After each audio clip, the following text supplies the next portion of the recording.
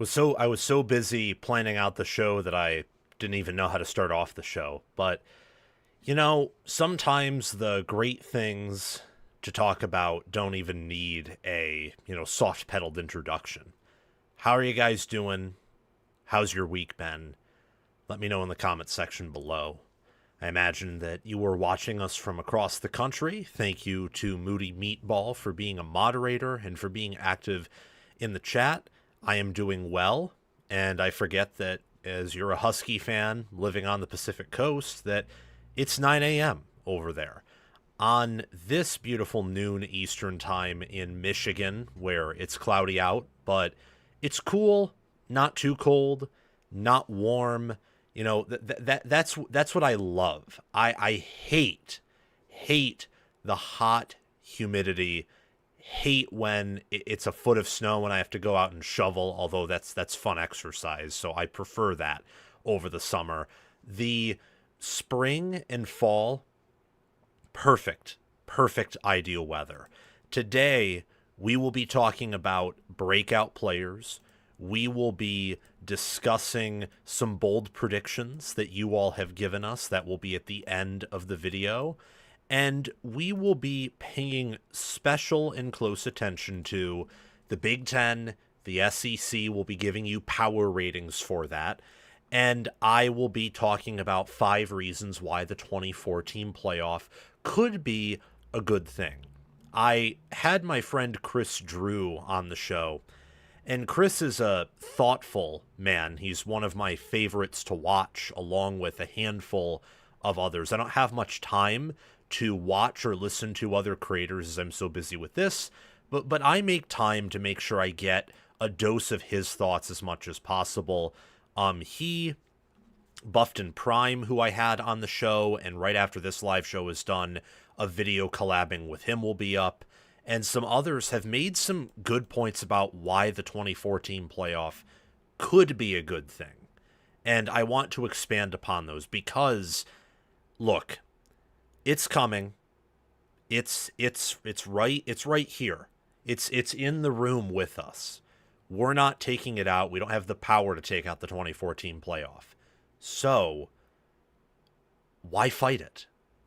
We can protest some of its more sketchy, more incorrect, more harmful attributes, but I think we ought to look into it a bit more.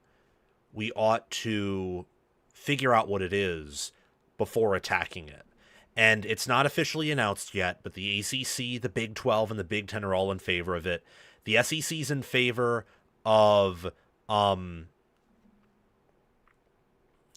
they're in favor of keeping it at 12, willing to expand it up to 16.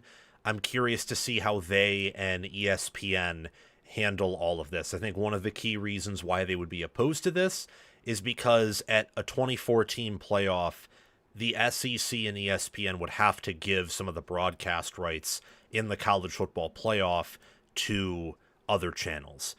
But we'll get on into all of that soon. Make sure, if you haven't already, to subscribe to the show, like the stream, watch us all the way through so that you get all the complete context and can respond critically or positively to everything I say today, and be active in the chat, whether it's super chats or a Patreon membership.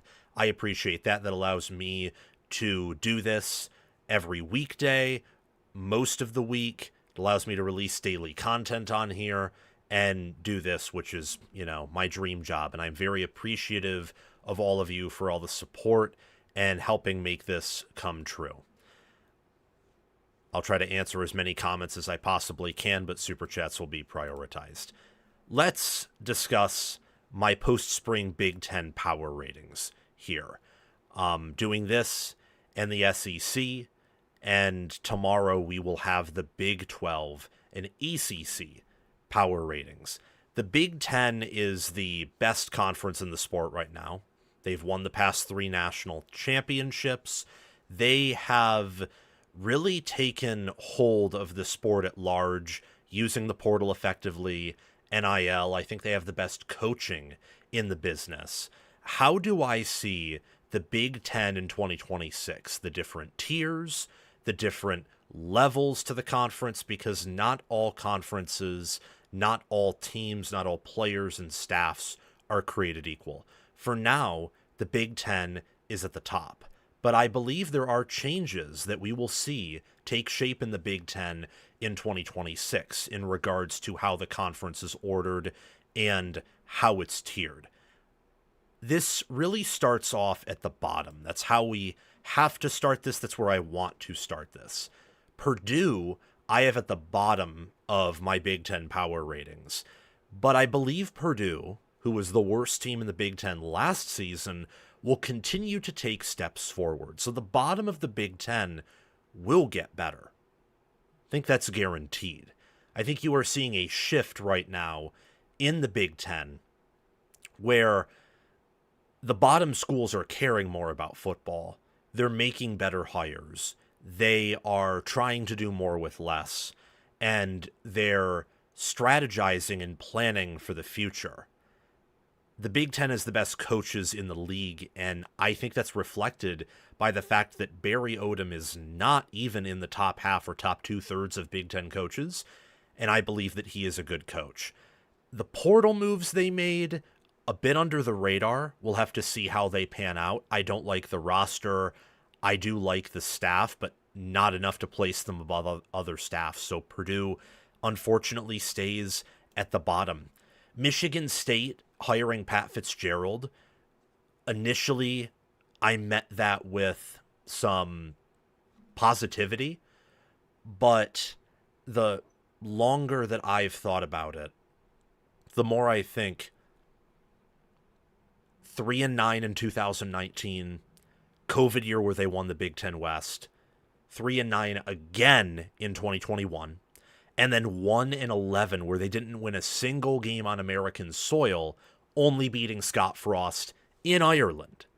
And I wonder, Pat Fitzgerald really has to be a new person, a new creation for this to work out at Michigan State. Now, he'll have more resources than he did at Northwestern, but I have them at 17th because much like Purdue, their portal additions were a bit underrated. I liked Ben Morosky at tackle and Trent Fraley at center, but outside of their offensive line, their portal additions I didn't view with much excitement. Love the defensive staff and taking LeVar Woods from Iowa to be the special teams coordinator. Don't know what to think about the offensive staff. Michigan State's very much a wait-and-see team for me. Rutgers we have at 16th in my 2026 Big Ten power ratings. KJ Duff is back. We have him, and by we I mean I have him as a first-round receiver in the way too early 2027 NFL draft, or at least he'll have a first-round grade.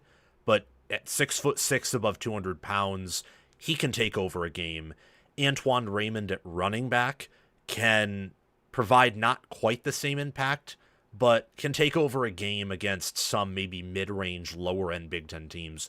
Duff can go pound for pound against anyone. They got Lonergan in the portal from Boston College. My issue with Rutgers is you hire Travis Johansson to be your defensive coordinator, and the defense has to get better. They were outside the top 130 in most defensive metrics. But where are the players? You need good players, not just good coaches, and I think that's a theme for some of these teams early on. Maryland's the opposite, in my mind. Maryland has Sidney Stewart, Zahir Mathis, Malik Washington. Their O-line didn't even allow 10 sacks last year, though it was pretty bad in run blocking. Mike Locksley is just not a good coach. I think he's a great leader of men, but a great leader of men and a good coach are two different things. You can pretty easily compartmentalize them. So I would expect Maryland to be significantly better than at least Michigan State and Purdue and maybe Rutgers, but coaching is going to hold them back, and they still lost some talent to the portal, and not a lot of the players they brought back from last year were all that spectacular or special.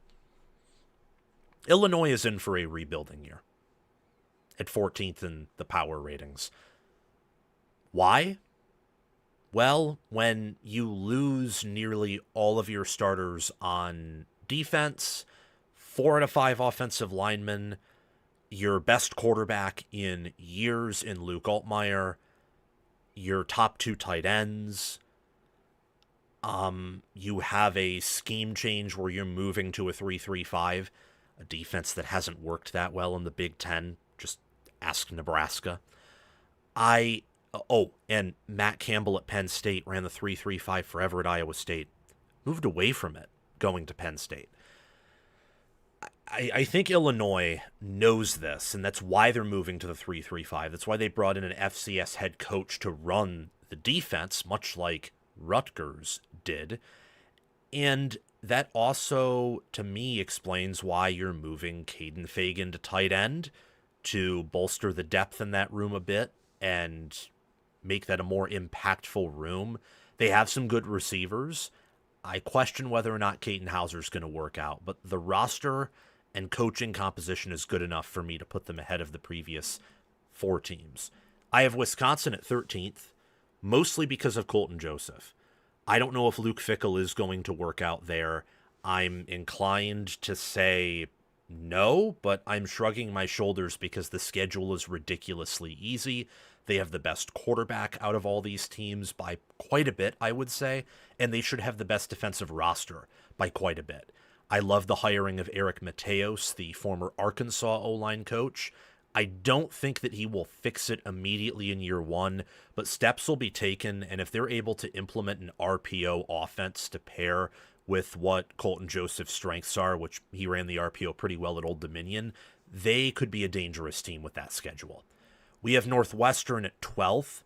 Chip Kelly coming in with a mobile QB in Aiden Childs, who is Steve Day's friend of the show, put on his Michigan podcast channel, said in their most recent episode that Aiden Childs can be close to Cam Newton or he can completely surrender the game away. I love his pairing with Chip Kelly and the offensive line they have. Josh Fussell, Braden Turner, Robert Fitzgerald. They have a lot of good DBs, fundamentally sound, hard hitters, competitors. They bring back Michael Kilbane at edge. This team is a significant step up from the previous 6, and in my mind, you're now entering a new tier. Michigan State and Purdue would be the absolute bottom feeder tier. Rutgers could be close to that, but probably Rutgers, Maryland, and Illinois are the teams that are fighting for a bowl. Wisconsin's kind of hybrid, where their schedule should allow them to get to 8 wins if they're just fighting for a bowl. But I'm tier listing these teams from a ratings angle, not from a, predicted record angle. So Wisconsin's closer to Illinois and Maryland than they are to Northwestern, in my mind. Minnesota at 11th is fascinating. I've been a fan of Fleck for years, and I hated watching them last year. The way that they would win these close games and then get blown out whenever they faced Iowa, Oregon, Ohio State. If they played Indiana, they would have gotten destroyed. The way they beat Wisconsin, where Wisconsin could have won that game, was disgusting. But they're tough, they're physical, they return Darius Taylor, they in theory have a loaded defensive end group, good secondary, some good receivers, and Lindsey's getting some NFL buzz because he has the prototypical size to be a great quarterback and talent. It's just whether or not he puts it together. UCLA, they're the 10th team. I'm higher on them than a lot of people are. I'm looking at 8 or 9 wins for Chesney's first year, and this has nothing to do with their recruiting class. I had them power rated top 25, and my power ratings aren't preseason power ratings. I'm predicting what power ratings will be at the end of the year. I'm predicting what a team will be in totality throughout the season, where they will be slotted in power ratings. I had UCLA 25th in my winter top 25 because I believe in that staff, because JMU was power rated high last year, and they have some better players and a roster from JMU that's older. All of that's meshed together, and they have one of the easiest schedules in the Big Ten. Their toughest game, I think, Oregon on the road, then Michigan on the road. They don't play Indiana or Ohio State. They get USC at home, and that's a rivalry game. And they get a lot of these teams like Wisconsin, at home. One of their toughest road games is at Minnesota. With a great staff that Chesney's assembled, they can win a lot of games, and I believe that they will be fundamentally sound and have some key players like Sahir West that are good enough to put them in the middle of the road or above average tier for Power 4 power ratings. UCLA, I think, is the next tier, the start of the next tier.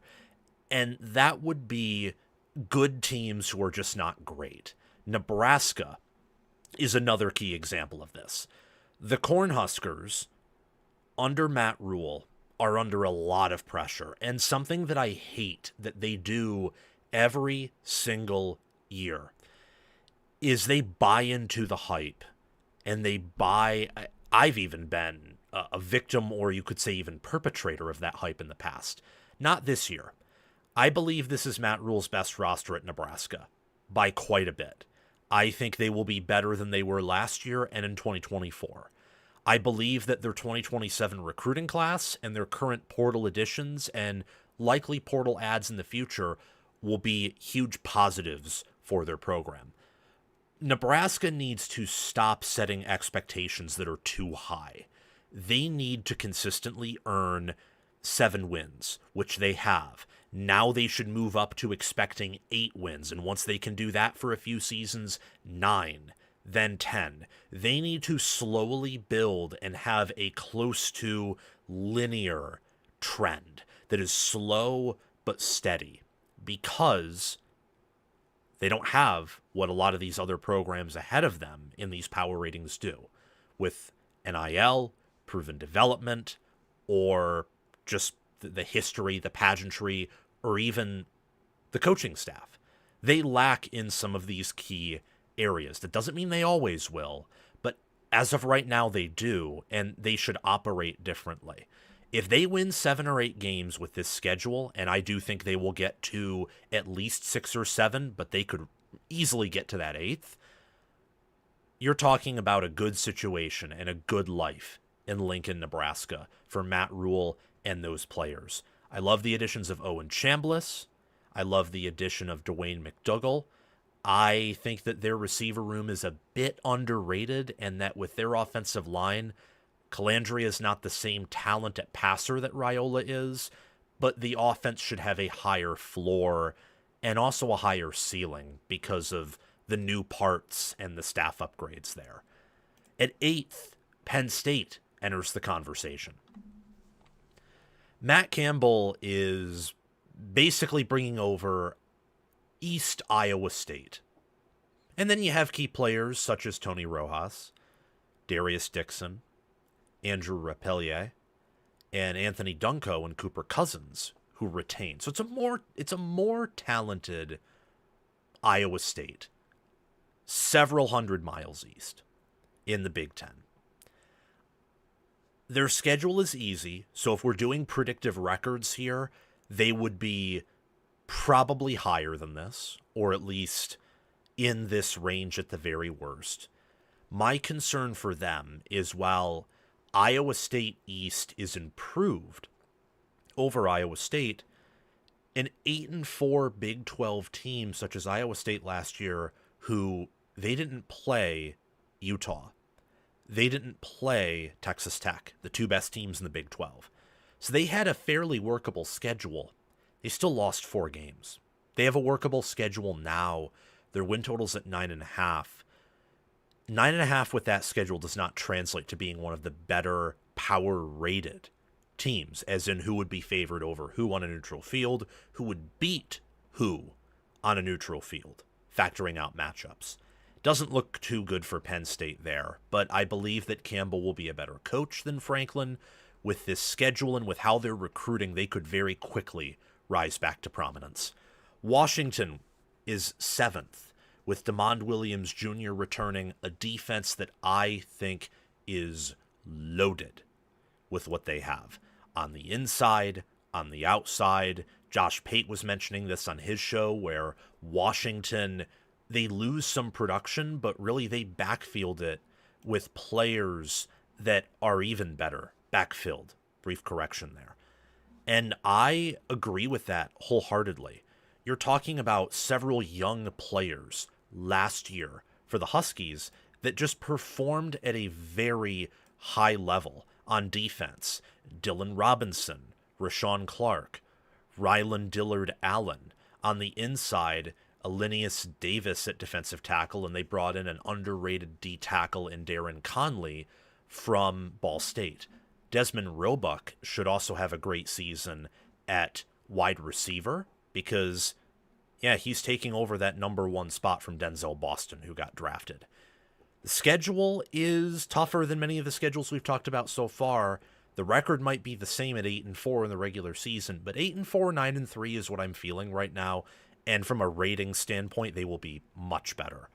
Iowa's at 6th, despite losing the most on defense in terms of production from anyone in the Big Ten. But I trust Phil Parker to reload there. Oklahoma's another school that's losing a ton on defense. I trust Venables to reload there. What I'm curious about with Iowa is Jeremy Hecklinski.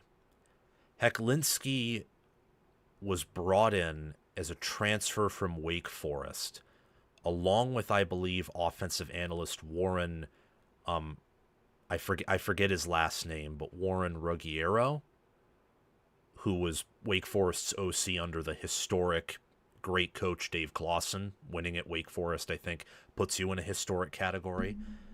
And Hecklinski did well in the spring game.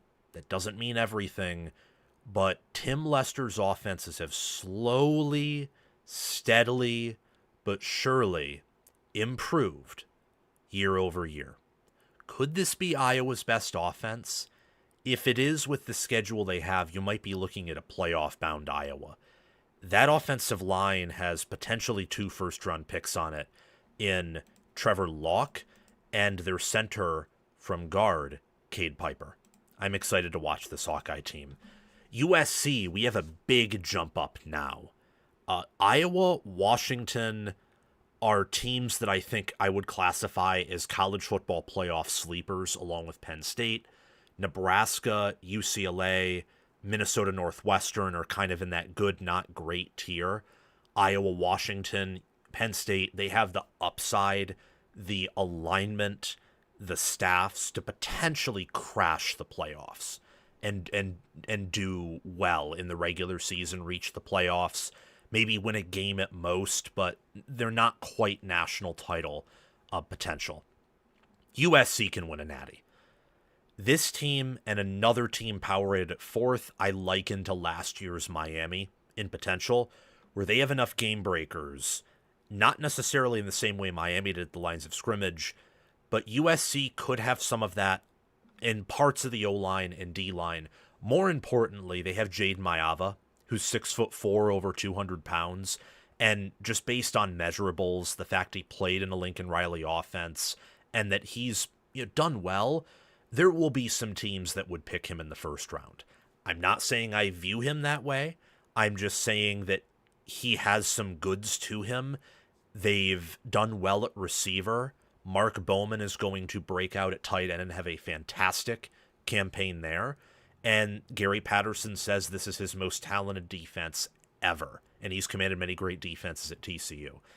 If they are able to hit on much of their roster, this is a team that will not go 12-0.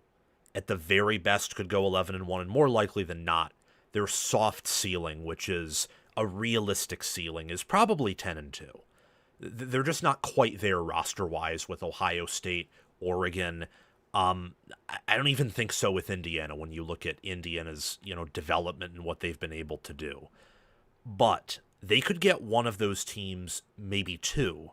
If they do so and get to the playoffs, they could go on a run as this core of experienced players, but the younger players have a lot more upside than many of these experienced players as they begin to work in and get comfortable and this team gains confidence. They could make a playoff run. USC is a top 10 team this year in my overall power ratings, and the fact they're 5th in the Big Ten, I think, shows the strength of this conference. Michigan barely edges them out at 4th. And how I would put this is Michigan has a higher floor than USC, because I trust Whittingham more than Riley. Whittingham, for context, is own Riley in the head-to-head matchups. He is, I think, 3-0 against Riley. Oftentimes with teams that are power rated similarly, definitely have worse talent. Michigan, I believe, has the better DC head coach. Riley, I'd take as the offensive play caller, but Beck is one of the better OCs in the country, not named Lincoln Riley.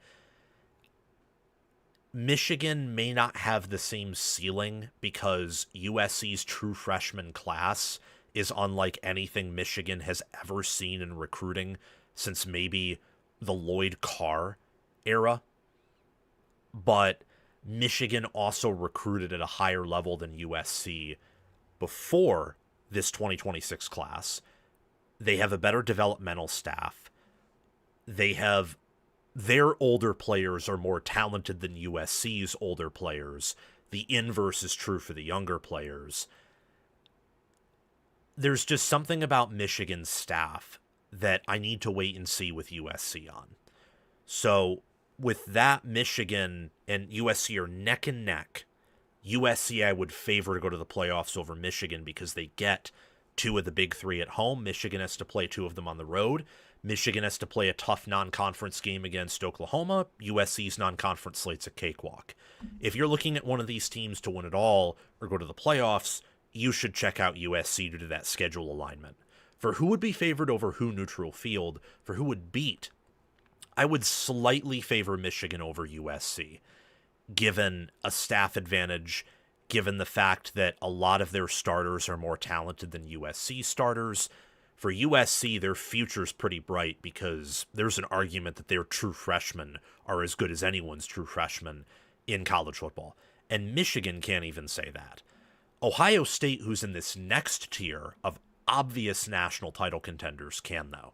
So Michigan and USC are in they're national title sleepers, but they're not contenders yet. They need to show some things in the regular season. Ohio State is at third. There's a big jump here from Michigan to Ohio State.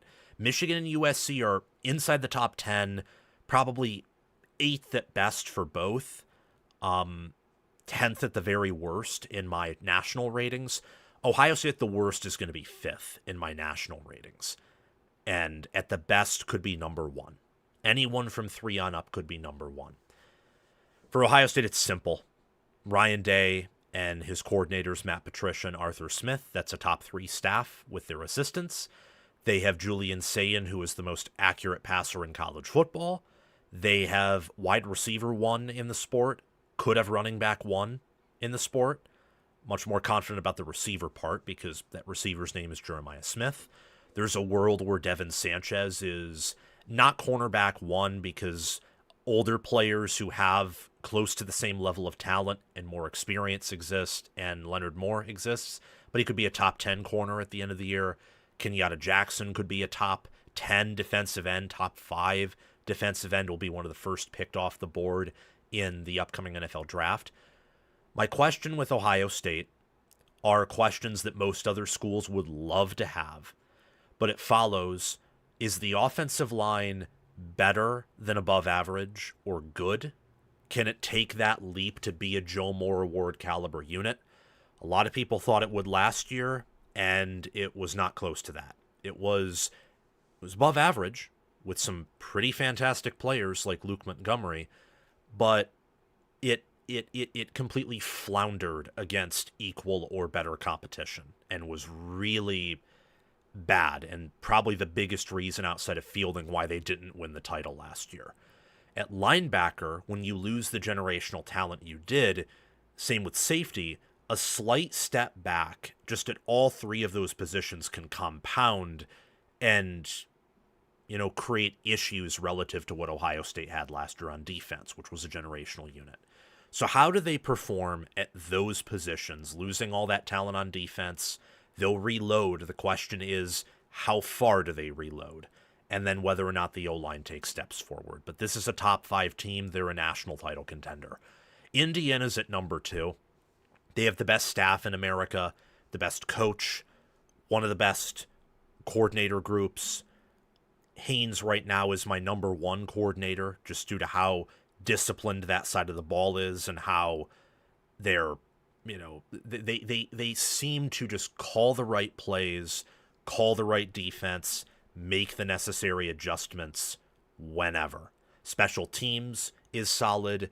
I'm concerned about the loss of Pons to the NFL. He's a special player. His specialty, his skill was not accurately reflected in where he was drafted. Very underdrafted. Mendoza, when you're talking about someone who can be relied to run for a touchdown on 4th and 5 with, with the epic reach over QB draw, when you're talking about someone who made almost the perfect read on every pass attempt, that's tough to replace. I will tell you right now, I love Josh Hoover. He's not Mendoza. Indiana's second because I trust their run defense and their run offense more than anyone else's, I would say. The combination of what they have on the ground game, run offense, run defense, is competing for number one, and there's maybe one or two schools, one of whom's power rated 1, that really can compete with them there. And with A.J. Harris and Jamari Sharp at corner, Amari Farrell returning at safety, what they did in the defensive line, I have them projected as my number 1 defense for this fall. With Oregon at number 1, they do not have the staff that Indiana or Ohio State do. But Oregon's staff is pretty damn good. People are giving them so much disgust, hate, spite. For what? Getting blown out in the postseason? You know who else has gotten aced in the postseason? Nick Saban, Urban Meyer, Ryan Day, Curt Cignetti. Now, it happened to him back-to-back, and that's unique, and that was a bad look. And it happened with 2 rematches, which, again, not exactly a good look. But my point still stands. They have the most talented roster in America. And after I'm 90% done with my preseason roster research, I don't know if it's close. What they have in the defensive line is unlike anything we've seen since 2023 or 2024 Michigan, where they had Kenneth Grant and Mason Graham as rotational players in 2023. That's how deep their D tackles were. And Oregon's DNs are better than those Michigan DNs. And Amari Washington was going to be a first-round draft pick this past season. He elected to come back.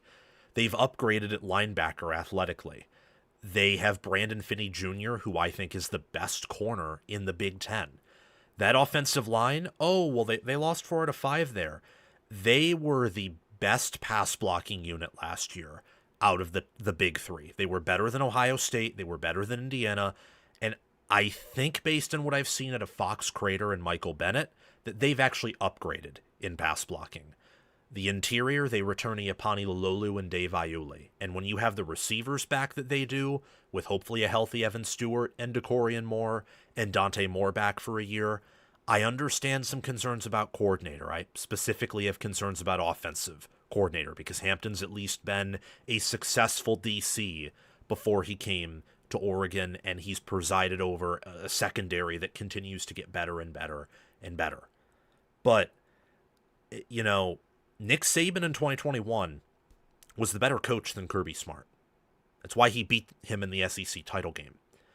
But then Georgia's roster was so overwhelming that in the rematch where Georgia could catch up with a few things, Georgia overwhelmed them and just won.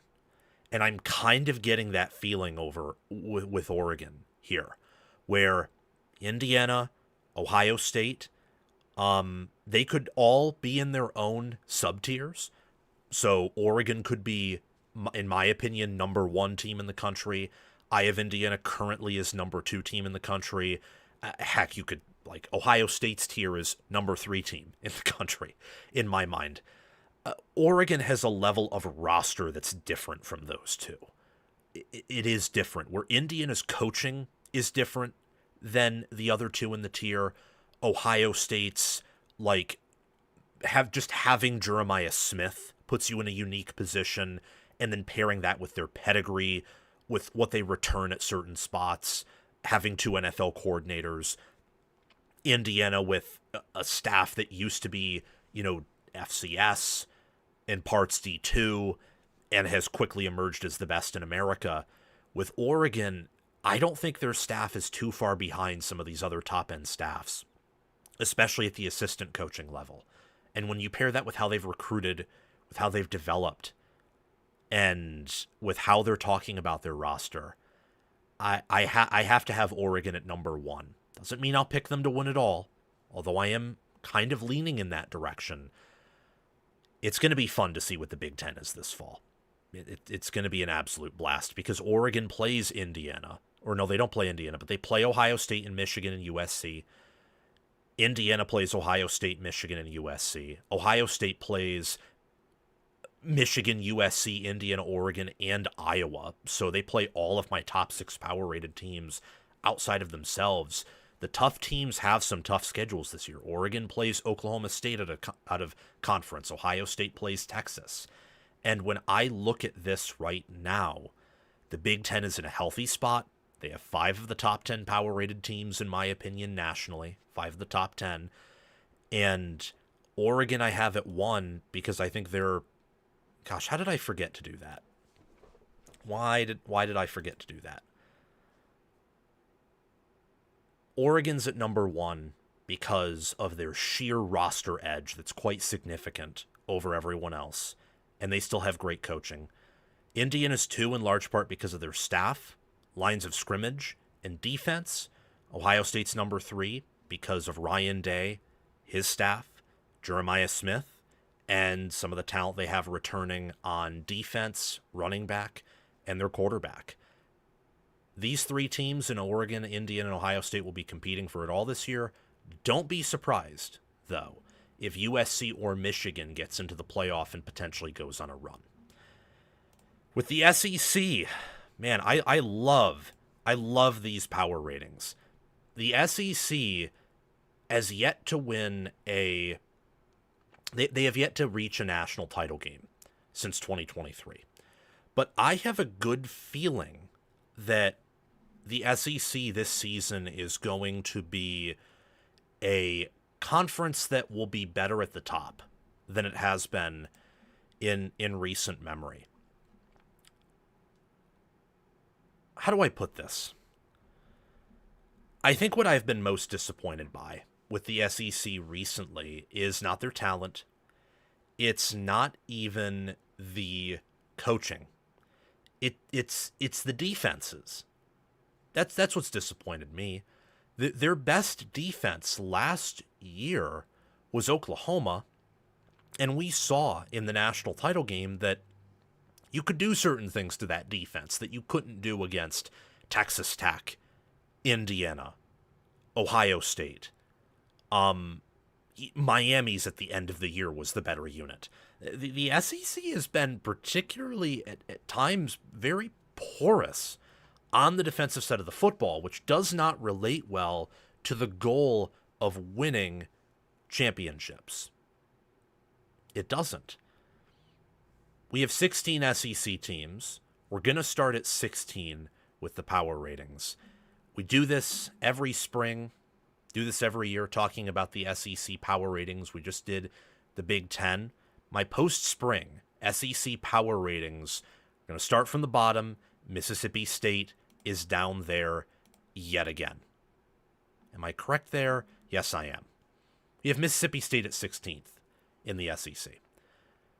The Bulldogs with Jeff Lebby overachieved last year, I would say.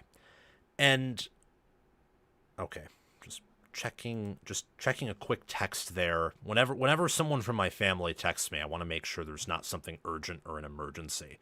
You never know, especially with the situation that we're in. Post-spring SEC power ratings.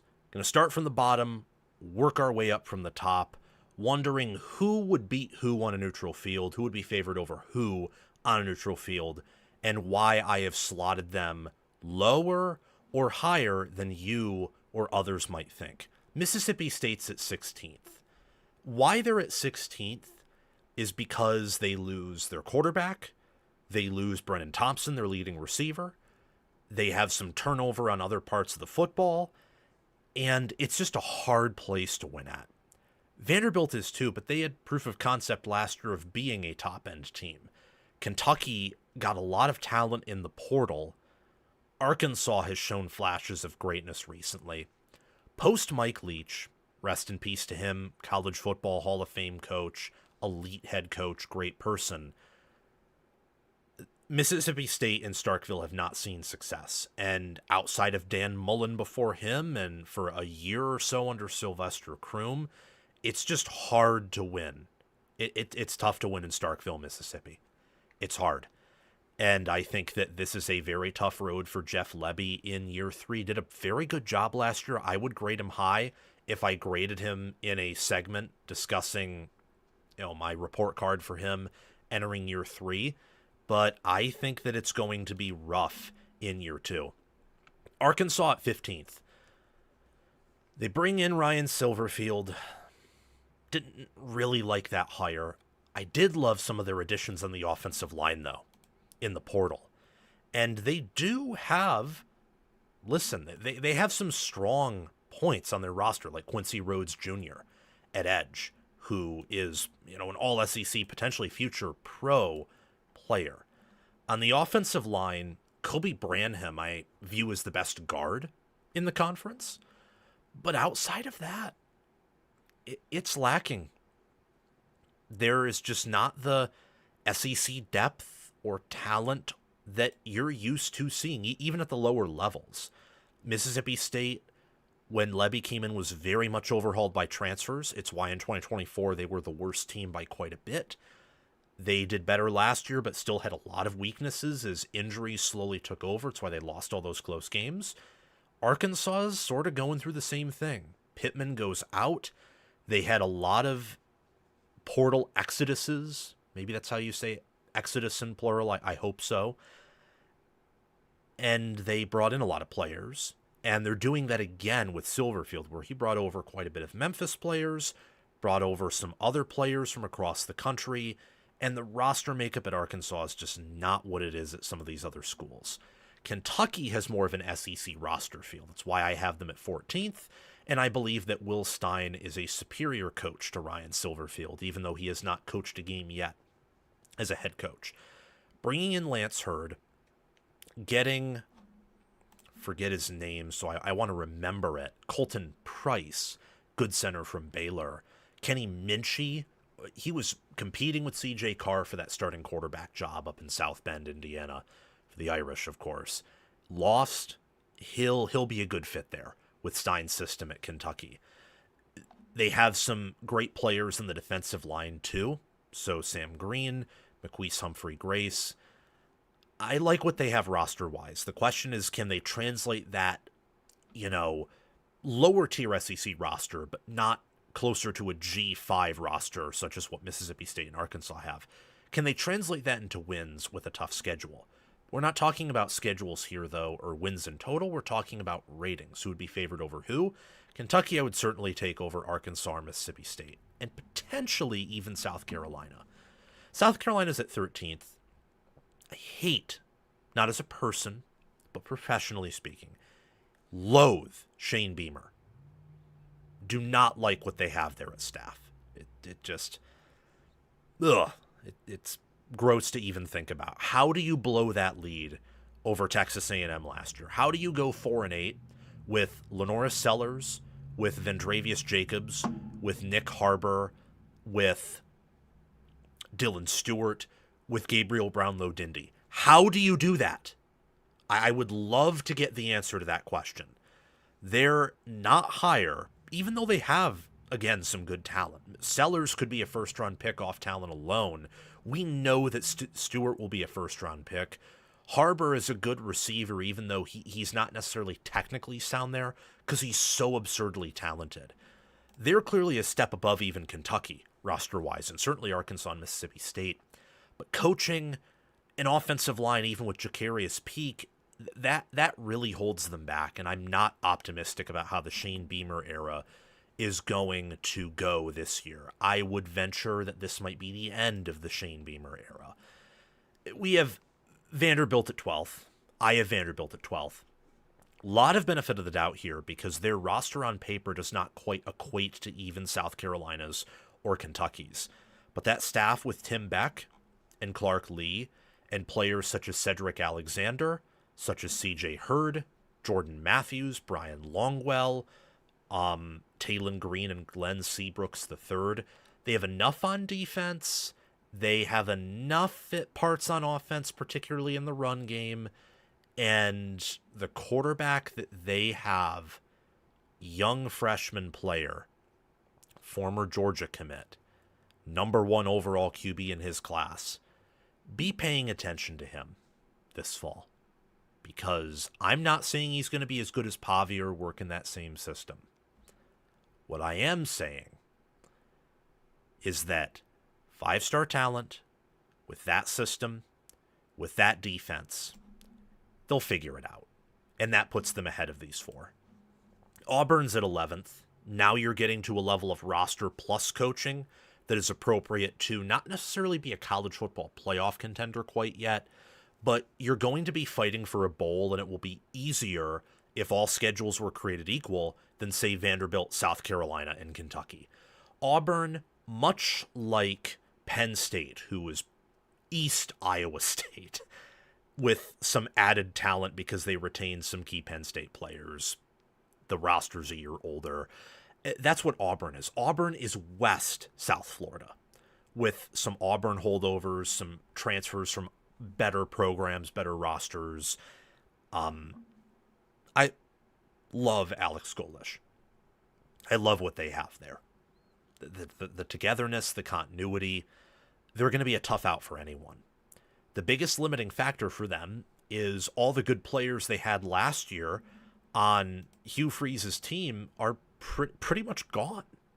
And they had some really good players that I think they would have liked to hold on to. But it also may have been a hard reset for Golish, where he just wanted his guys, his culture, and you're willing to take a little bit of a hit in year 1 in exchange for more long-term returns.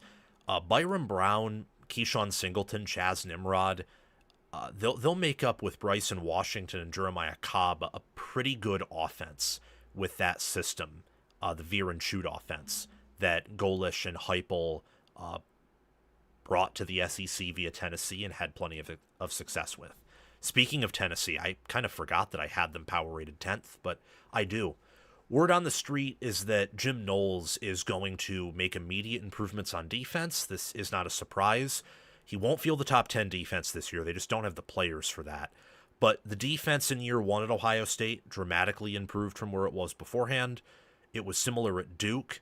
At Penn State, it regressed, and I think a huge part of that had to do with players and the team quitting after the Oregon game and just that whole collapse of the Penn State culture under Franklin.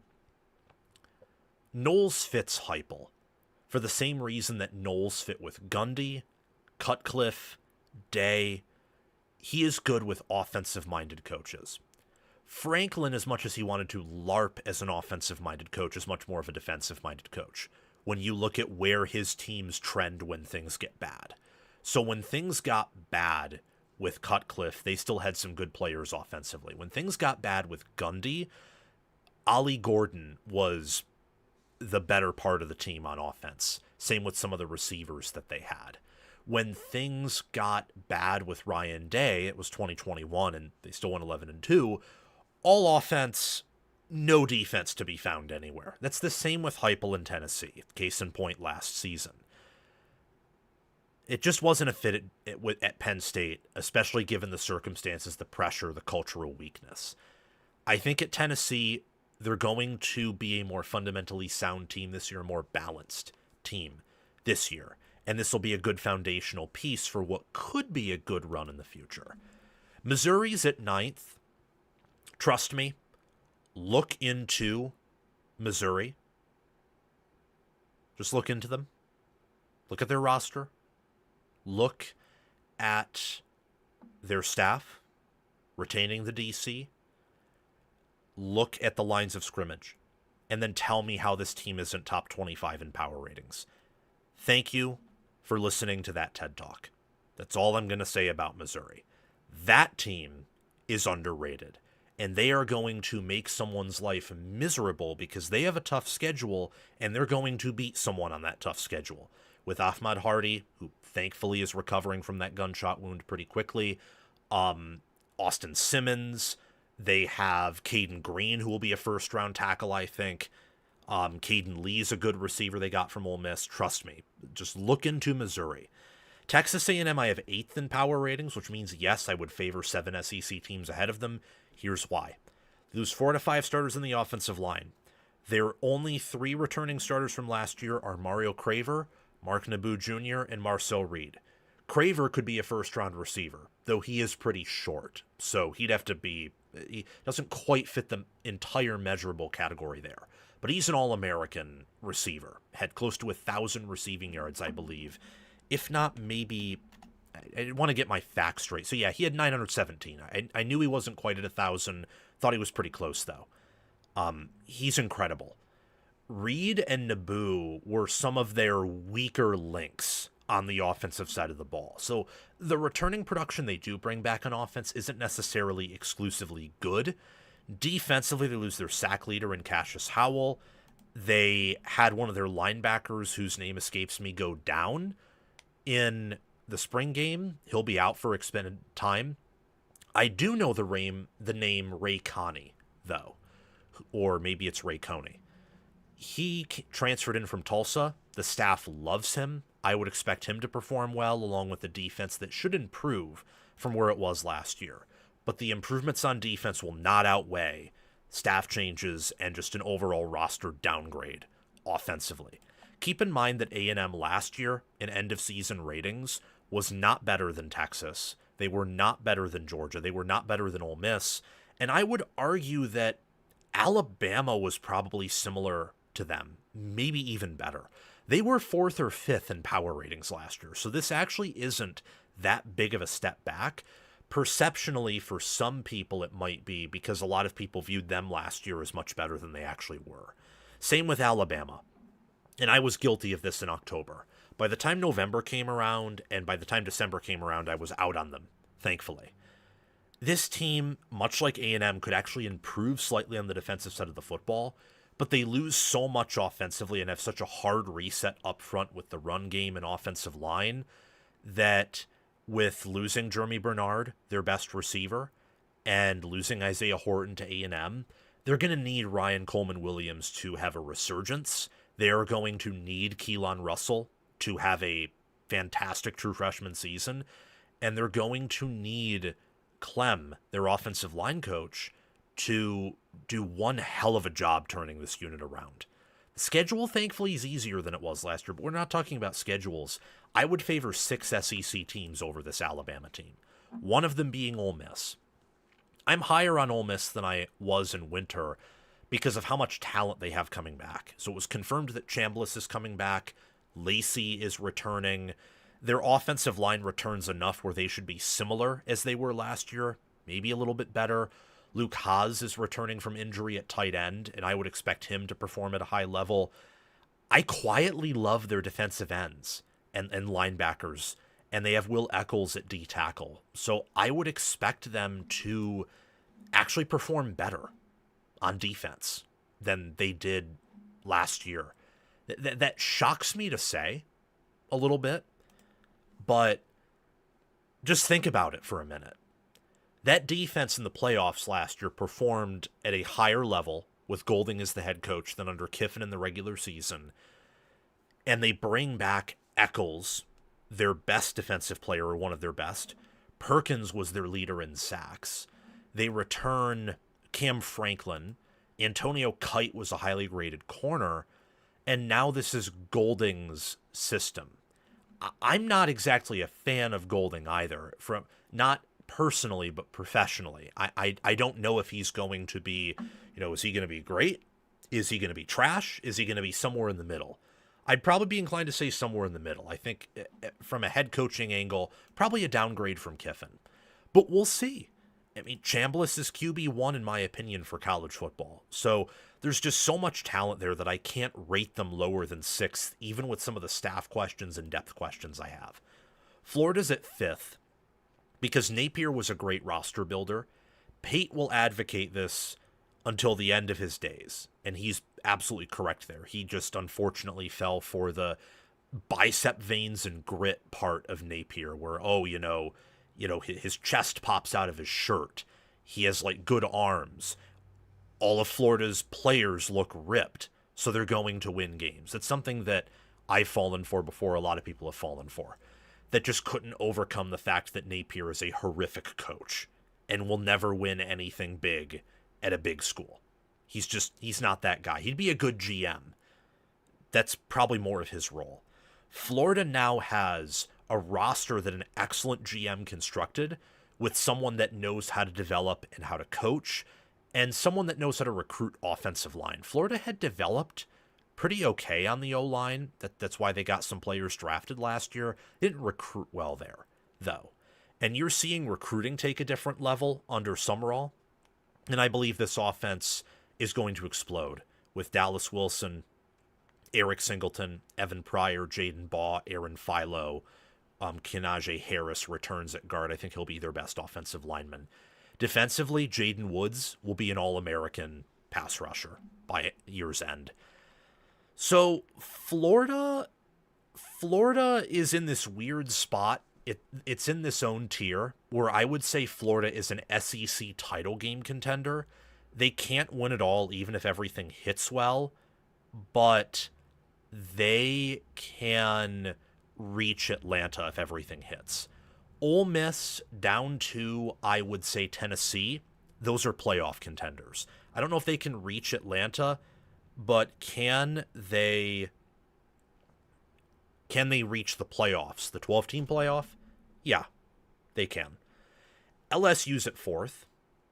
They're in this new tier, the national title sleepers tier, much like Michigan and USC, in my opinion, are for the Big Ten. They got Lane Kiffin. They got Sam Leavitt. Jordan Seaton will probably be tackle 1 off the board due to measurables. Not entirely optimistic about his college performance, but he'll be a good tackle for them, better than anyone they had last year. And Kiffin knows how to get around poor offensive line play because he's a great offensive mind. Running back should improve. They bring back Trey'Dez Green, who's a freak of nature. They might have the best collection of high-ceiling talent at DB that I've seen. Not that they'll have the best secondary. That's different from talent. But Deshaun Spears, DJ Pickett, PJ Woodland. Is there a group of 3 defensive backs on the same team that collectively have better measurables and better talent than those do? Could be. I know that Notre Dame has Leonard Moore, who is built by the football gods. I know that Ohio State exists. I know that Oregon exists. I know that there are other high-end recruiting programs there. That's an impressive secondary, though. There's a whole lot of talent, and if they can unlock that, along with what they have in offense, they could compensate for some of their O-line and D-line issues that I'm seeing and go on a run in the playoffs or win the SEC and certainly make the playoffs, which I think that if LSU just makes the playoffs in year 1, even if they don't win a game, I think they'll be happy given what they've experienced recently. Oklahoma's at 3rd. I have Oklahoma at 3rd in the same category as LSU because I trust them on defense more than LSU. I trust them on O-line more. What puts them in the same camp is John Mateer is one of the most overrated quarterbacks in college football, and yet simultaneously Oklahoma's defense and offensive line are criminally underrated in preseason talking points. So Oklahoma fans will not like what I said about Mateer, and I will defend that. Mateer, even before his hand injury, was making mistakes and errant throws against a Michigan defense that was not even top 30 to end the year in efficiency. And Auburn was giving him hissy fits, and Auburn's defense was damn good. They weren't, by the end of the year, and maybe part of that was the fact that there were, rumblings about Hugh Freeze. He got fired, so maybe that was more of a, they were just mailing it in type thing. But at the end of the year, they didn't finish top 20. in defensive efficiency per FPI. I mean, Mateer was just, he's an above average college QB with no NFL future. He's a poor man's Haynes King without the offensive line play. That's what he is. So he can win you a game here or there and occasionally put you on his back, but he can also just completely lose you a game or be a contributing factor as to why you lost a game. See Alabama round 2, for example. But that defense is damn good. They have the best defensive tackle duo in the SEC. They have the best D tackle in the SEC in David Stone. And that offensive line with Jake Mikula, Michael Fasusi, will take a step forward. They finally have a good offensive line again, like they did under Riley for several years, never really had when Venables was there. They have it now. And with what they bring back at secondary, I expect this defense to reload, not be as deep as last year's unit, at least up front, but probably be deeper and better at secondary. They will power ratings wise improve. The question for them is with what I think is a tougher schedule, though not that much tougher than last year's, tougher schedule with close games that were won last year. Record-wise, odds say that they will regress, but I think power ratings-wise they'll improve for sure. Georgia's at second. I will tell you right now, Georgia's going to win the league. Georgia's the highest floor of any SEC team. They're the deepest SEC team. They also have the best staff. So there's a strong argument for them to be power rated 1. Georgia by some is underrated, by others overrated. It's a very curious case here. I will go to my deathbed defending Kirby Smart and telling fellow Big Ten people, as I'm a Michigan grad, Michigan fan, I cover the Big Ten more than other conferences, admittedly, because that just is how my channel has worked. Trying to become more national, but, views are views, audiences are audiences, and it's very hard to break into the SEC sphere, especially if you are not a Southerner. It's just the reality of certain things. I do not care what Big Ten people say. Oh, Georgia hasn't won a playoff game. Oh, well, they play close games. Kirby Smart looks tired. That guy is a better coach than anyone except for maybe Curt Cignetti. The game management, the prep, the adjustments. I will not tolerate any Kirby Smart slander. That's heresy on this channel.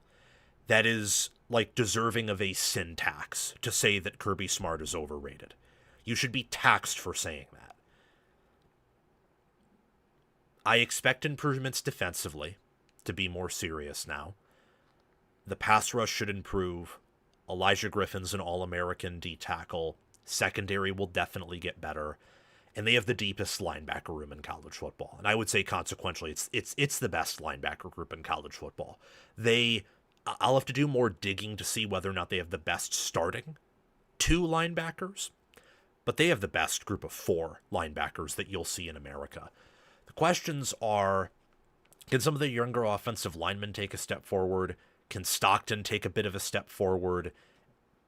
And how does their receiver room pan out? Tight end, receiver combined. The reason Texas is power rated 1, in my opinion, even though I believe Georgia's better coached, even though I believe Georgia is deeper, and even though if Texas and Georgia played each other, I would pick Georgia to win that game 7, 8 times out of 10. Maybe even 9 just due to the fact that Smart owns Sark and is 3-0 against him. Texas has a level of athlete that Georgia does not have on their average starting position. Now, again, they do not have Georgia's depth.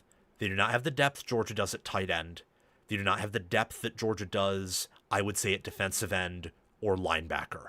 And I would say their depth at safety, probably a bit inferior. Texas is deeper basically at corner, wide receiver, tackle, and I would say D tackle is debatable. But what Texas has is Trevor Gooseby, is Cam Coleman, is Arch Manning, is Colin Simmons. 4 first-round picks, and I don't think Georgia has a player on their roster right now who is as good as any of those 4. At their position or just in terms of, overall player, if we're ranking all the players in college football. And Grayson Littleton and Rasheem Biles and Hero Kanu and Ian Jeffrard are some other good players. And look, Texas, I know coaching is a question. I know that winning the big games is a question. What is not a question for them is starting roster talent. And I think that in parts they are, and this could change. These are just post-spring power ratings. By the time fall comes around, I could think, okay, yeah, I'll power rate Georgia at 1, because that's really the debate there. Those are the obvious national title contenders. Texas just has a level of impact player at so many positions where unless those players get hurt, they will have an upside and a second gear to them on the field that I don't know if Georgia will. And that's important, in my opinion, for a power rating. I just think it is. It's hard for me to rate Texas lower than third nationally. And they and 2 other teams in the Big Ten already take that up. So I either have to move them down to fourth, which I have a hard time doing, or keep them here. So for now, I'm keeping them here. But that's how it goes. Those are my SEC power ratings. That's the tier list right there. Texas, Georgia in their own tier. Oklahoma, LSU next. Florida's kind of in their own unique tier. And then everyone below is either fighting for the playoffs, and the bottom feeders are just fighting for a bowl game. This conference is talented. This conference finally has some of their top contenders like Georgia and, in theory, Alabama and Florida, where the schedules do align. LSU as well. Oklahoma and Texas, of course, the ex-Big 12 teams, they both play insanely tough schedules this year. So it's going to be interesting to see how this conference pans out with 9 conference games, with, I think, a lot of equality from team 3 to team, 12, 11. And with Georgia, I think a lock to make the playoff, a lock to go to Atlanta. They should be favored to win the SEC. But who else is in there? Can Texas reemerge? Can Alabama bounce back? It's going to be fascinating. For sure. So thank you for tuning in to the power ratings. I appreciate that tremendously. We're an hour of the way through. Want you guys to let me know if you have any questions, if you have any bold predictions. Please subscribe to the channel, like the show, hit the notification bell. I appreciate you doing that and supporting the channel and the operation we do here. Be active and tune in. We try to be live weekly, and by weekly I mean weekdays, Monday through Friday at noon. Just had to do some research the past 2 days and get caught up on a few things. That's why our first live show of the week is a Wednesday. A lovely Wednesday, I will add. 5 reasons why the 12, or not the 12-team playoff, but the 24-team playoff is a good idea. This is going to be controversial. I will get hate for this. I will do a video to compensate for this one with 5 reasons why the 24-team playoff is a bad idea. Trying to take 2 sides of the argument. I wanted to start with the more controversial one and get it right out of the way. Let me make sure that I am in the right position here. Yes, I am. I'm my own producer here, so sometimes if I go off on weird tangents about show placement or if my eyes are somewhere else, that's just me making sure that I have everything in place because I want to minimize my mistakes, but it's hard to do that when you're your own producer and also recording this and talking about all of this. But anyway, 5 reasons why the 24-team playoff is a good thing. There's a lot of opportunity here for an expanded playoff to make a positive impact on college football. If you are skeptical, don't worry. I am skeptical along with you. I am just walking through the arguments. So sit back, relax, and debate. Tell me in the comments section why you think this is a good or bad idea, and if you disagree with the talking points here. But we have 5 of them, so let's start off with number 1, and I think the one that is the most obvious right now, that Notre Dame and USC are in talks to renew their rivalry, that Texas and Notre Dame are going to keep their home-and-home series on the schedule, that, Michigan State and Oklahoma State have scheduled a home-and-home series, and that's tough for both of those programs. That Alabama and Ohio State have kept their home-and-home, and it looks like they'll keep theirs with Georgia. Tougher schedules are going to be a thing again, and by that I mean out-of-conference schedules, and that will raise the strength of schedule for most teams overall. Because now with the 2014 playoff, you're incentivized to schedule these top out-of-conference games if you're a big school. That'll give you a better idea of who you are. Losses will not matter as much, but they will still matter. There is still some risk and reward here. Not as much risk, but still some risk, because with some of these tough schedules, an extra loss could be the difference between 8-4 and getting left out, or 7-5, versus 9-3 and being firmly in. They could also be a path to have an argument to get the bye, or one of the top seeds where you will be playing in the second round a much easier level of competition than you would be, say, if you were seed 8 and you might have to face the best team, or one of the best teams that did not get that bye, and, you know, they have the momentum from winning that game. You might be a little bit rusty off of that. There's now an incentive to schedule tough out-of-conference games. There could have been in the 12-team playoff, and people will push back on my point there of, oh, that was the talking point for the 12-team playoff. Well, that was completely wrong, because there's enough spots for multiple teams to get in, but the conference schedules are tough enough already that why would you risk that third or fourth loss out of conference and get kicked out? Especially since they didn't reward tough schedules. The College Football Playoff Committee didn't, at least. I did, you did, many other great creators did. But unfortunately, the College Football Playoff Committee is not like us. They're not. They're scoundrels, for sure. And they are very sketchy people that, yeah, what else is there to say? Professionally, of course. So tougher schedules is one good thing that the 2014 playoff can introduce, that it can create. And to anyone saying, oh, well, you know, it won't matter. Teams are going to be fighting for the bye.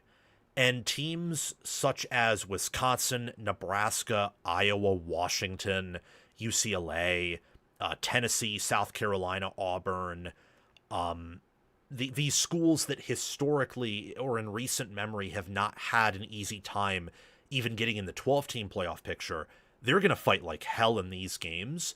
And there's going to be an incentive for the top-end teams who have more of a guarantee to get in to still fight, because losing that game will give those other schools a recruiting edge. They will get to say, we beat you.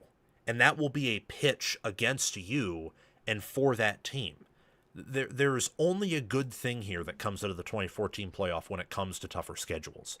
And you also see tougher postseason schedules too. Reason number 2 is more investment. So these smaller schools, knowing that they have an easier time getting in, now that it's possible, they will invest more in their rosters to keep key players around. There will be more optimism for these schools. And as the talent continues to spread out, and as of right now, you know, if someone decides to get close to the $100 million roster, then yeah, parity will start going in the other direction. But that isn't happening quite yet. So as of right now, talent is still distilling throughout the sport. And that means the gap between Team 15 and Team number 1 is just slowly inching closer and closer together. So these teams, in truth, do have more of a chance now than if we had the 2014 playoff in 2015, which would have been utterly, like, that would have been even more pointless than this expansion is now. If you think this expansion is bad now, it would have been even worse if it happened 10 years ago, where in the 2010s, that's when having talent mattered the absolute most in college football history. And that will be the peak of when talent mattered most, because it's not going to matter now. It's not going to matter more now or in the future than it did in that era where we didn't have the portal. You couldn't pay players, at least officially. So teams that were located in the talent-rich states and who had the most effective recruiting staffs, they had the permanent edge. That's not college football anymore. And with the talent distilling, with tougher schedules and with more playoff games, that just equals better games, especially if the group of 5 is left out. And it sounds like, according to my friend Chris Drew, who has been right on these things, who has a lot of connections, said it publicly on my channel, there is going to be a proposal for the 2014 playoff that will leave out the group of 5. So it'll only be the ACC, Big 12, Big 10, and SEC. No more Tulane Ole Miss, where even with the rematch, Summerall was never winning that game. No more James Madison, Oregon, where James Madison was never winning that game. And if not for some dumb plays and Oregon taking their foot off the gas, it would have been a 50-point win. Like, guys, the games will be better.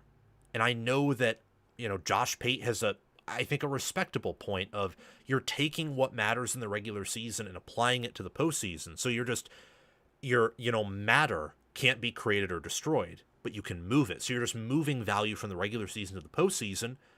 Well, then college football is as valued now as it was before. What's going to kill people metaphorically, as in kill their interest of the sport, is if you continue to let all these things get out of control. And what I mean by that is unlimited roster movement, no punishments for breaking of rules or minimal ones.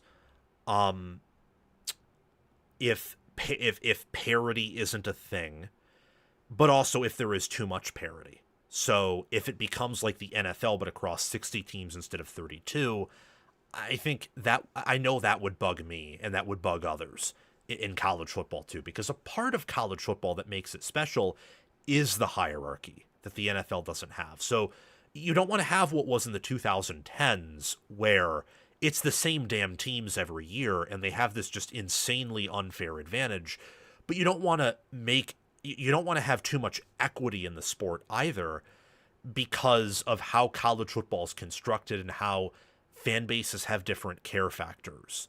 And everyone going, even the NFL doesn't have that. There are still teams that at the end of the year win the Super Bowl and have dynasties and different things. I don't think the 2014 playoff does any of those negatives inherently, though. The people who control that, the people who control college football can do those things, but the playoff in and of itself, no. Something the playoff does bring back from the BCS era that the 4-team playoff era could never have is shared conference titles. Shared national titles, that was probably not a bad thing, actually. I think that with how things are now, shared natties where you just go back to the traditional bowl games and, you have that intrigue remaining. The 4-team playoff, or an expanded playoff that is 16 or greater, is the move. So 4, 8, or 16, or 2014 playoff, that's the move. I think 12 is kind of dumb with that format. And then the BCS was dumb because, look, at the end of the year, there's only one number 1 team in America, but there's a handful of teams that on any given Saturday could beat number 1. And we saw this in the 4-team playoff. It's what the BCS robbed from us, was Oregon in 2012 getting to play Alabama instead of Notre Dame, or Florida that year, or maybe Georgia getting them in a rematch. We now get to have that in the postseason with this playoff, which I think is good, although maybe 24 teams is too much. But in the regular season, I loved conference title games. I do, and I will miss them. And I don't even know if they're going to go to conference play-in games on that week. Maybe they will. Kind of hope they do, because those lower level teams should have to play a whole extra game or even 2 to get in, to reward those top-end programs. But shared regular season titles was kind of cool. Looking back on Iowa in 2012, they shared the Big Ten title with Ohio State that year. And while everyone recognized Ohio State as the better team, after all, they won it all, didn't lose in the regular season, Iowa that year got to say, hey, we won. See, look at this imaginary trophy here. We won the Big Ten. The Big Ten is ours. Ohio State can claim that they were the best team in the Big Ten, but they never had to play us. We won the Big Ten too. And now you can get that for these smaller teams like Iowa, who, let's be real, outside of a historic year, does not have a chance to win a conference title game against a better, more talented, better coached team.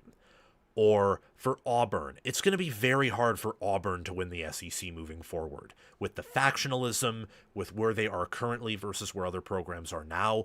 But say you get the right schedule and they upset Alabama and they're co-SEC champions with Georgia or with Texas, who they didn't even play, and they get to claim, hypothetically, they get to use that in recruiting, they get to use that publicly to rile up the fan base, to rile up recruits and say, hey, we won a championship. And it's shared. Some may view that as a participation trophy, but not really, because there's just not a game that determines that. There's a game that does in the playoff, but that's for the national title. And there's only a handful of teams that can go 9-0 or 8-1 in conference and in combination to get shared titles. It's still a hard feat to achieve. It's just maybe a little bit more sustainable to do that in the regular season instead of adding on a championship game that involves tiebreakers that can sometimes leave the better team out. And yeah, it's something that I think can be a good thing. Steve Dace was talking about this on Michigan podcast, and I thought it was a really good point. Number 5 is more NIL money. So you get more high caliber games on TV. And that will mean larger payouts for schools, which means larger NIL budgets for said schools. I don't know how you can argue against that point. I personally think that a 16-team playoff is probably the ideal number. You're not getting in teams that, have 5 losses potentially, because sometimes there is a 5-loss team that is the 24th or 23rd best team in the playoff rankings, and therefore they would be in that playoff. And you would basically limit it to 3-loss teams and up. There would be, with proper rules, an incentive to schedule tough non-conference, but that's my ideal fantasy, and I can't control that. In reality, without a hard cap, NIL money is only going to go up. Maybe it won't shoot up like it has recently, but it will still continue to build up and up as inflation and real-life things happen. So schools need more NIL money to keep up and perform at a high level and retain their players. And the 2014 playoff can do that with higher contract payouts, with, better games on TV, more TV interest, because people do gobble up the college football playoff games, whether or not they like those games or whether or not those games are close for all 4 quarters. They gobble them up. Listen, we don't talk politics much on this channel, if at all, but I have seen conservatives, liberals, moderates, people all across the spectrum with different views, different backgrounds, different perspectives make these points. And I'm not here telling you that I agree with all of them, though I after listening to many of those voices, do think the 2014 playoff is probably a better idea than the current 12-team playoff, or even going back to the 14 playoff, with where college football's heading, of course. But this is just, I think, the positive side of the argument for the 2014 playoff. Let me know what you think. The negative side will be coming out next week. And with that, I want to talk about, that's a shame of me. I forgot to show what the 2014 playoff would look like. Which, look, that can be important, but I already showed people what it would look like in a previous video, previous live show. So I don't think it is the worst thing in the world, which is pretty good. Now let's talk about my way too early 2027 mock draft. So first round selections are sorted by position, not by overall pick in this draft. I wanted to talk about the draft in this way because I'm not going to try to predict the records or placement of NFL teams. because I just don't know. I don't know enough about the NFL. I don't know enough about their teams, their rosters, their schedules. I don't know about the NFL enough. I don't know enough about the NFL. So I'm not going to try to predict different NFL teams' positions in the draft, their different picks, their records, their placements, or even their needs. In this 2027, way too early 2027 NFL mock draft, I am just predicting who the top prospects will be at each position in terms of who I believe will declare, who will be available, who is going to be of interest given the average number of players drafted at each position across NFL draft history, and that will spit out 32 projected first-round picks. So let's go. Let's do this. First off, got to start at the top with quarterback. That's the position that's most important in any NFL draft. It's most important across college football, across the NFL in particular. Having a top quarterback will win you championships, whether college football playoff, SEC, Big Ten, or in this case, the Super Bowl, or the NFC or AFC. I believe that Julian Sayin and CJ Carr will elect to come back, so that's why they're not on this list. I do believe that Julian Sayin and CJ Carr will be better college quarterbacks than Jayden Maiava and Darian Mensah. I do believe that, pretty firmly, actually. The reason why I think they will come back has to do with a combination of things. Number one, Arch Manning's round 1, pick 1, and pretty much a lock to be that, given his positional value, given his talent. So already, you're not going to be QB1 on the board. You could be in 2027 if you're Sayin or Carr. Dante Moore is viewed as a better prospect than both of you as well. So now you're QB3 or QB4. Jayden Maiava has to go pro. He can't come back. And he's been mocked by some as a first rounder, and he's 6'4" and 210 pounds. So he has much better measurables for a quarterback than Sayin does. He has comparable measurements to Carr, maybe even a little bit better than Carr. And then Darian Mensah exists. Mensah has a year on those two. He's in a very friendly Miami system that has produced a day 2 pick in Carson Beck, round 1 pick 1 in Cam Ward. Darian Mensah has a lot of attributes and measurables that people love, and he did well at Duke. And there's this thing that NFL teams have, or at least did in the past, for players that did well at schools that weren't really good and had good measurables. Think of Drake May, for example. I'm not saying Mensah is May. No, that would not be a good comp at all. I'm saying that given Miami's history, the fact they play a very soft schedule, and that he's a fourth-year player, I think he's gone. Maiava, fourth-year player, tough schedule, but Lincoln Riley system, good measurables. He'll be picked there. Dante Moore and Arch Manning, we already know the story. They were both going to be first-round picks if they came out last year. They elected to come back, got good payments, NIL money, and even better development. And I think Julian Sayin and CJ Carr will take that similar route. I think the same could be said with Sam Levitt, especially given that he had surgery to, fix an injury of his that he incurred at ASU last year. I just think with these 4 quarterbacks declaring, them likely being first-round picks, along with some other older players that could enter that conversation, that some top prospects like Sayin and Carr have been mocked as first-rounders, are going to follow the recent trend of top-end players sometimes returning to receive another year of development, and they're going to do that. At receiver, we have 5. The 5th one's going to be interesting. Will be on the next slide. We'll talk about these 4 first. Jeremiah Smith, he's the best receiver off the board by quite a bit. Cam Coleman, second best in his own sub-tier. Smith is the best wide receiver prospect that we have seen since Calvin Johnson. And he is Ohio State's best wide receiver prospect, along with Jackson Smith and Jigba from an NFL standpoint.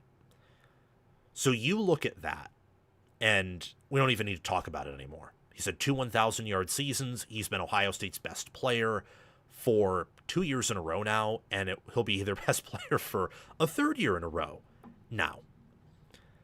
Cam Coleman was Auburn's best player for 2 years in a row, and now he will be one of Texas's best players. In fact, he'll probably be a better college player than Arch Manning will.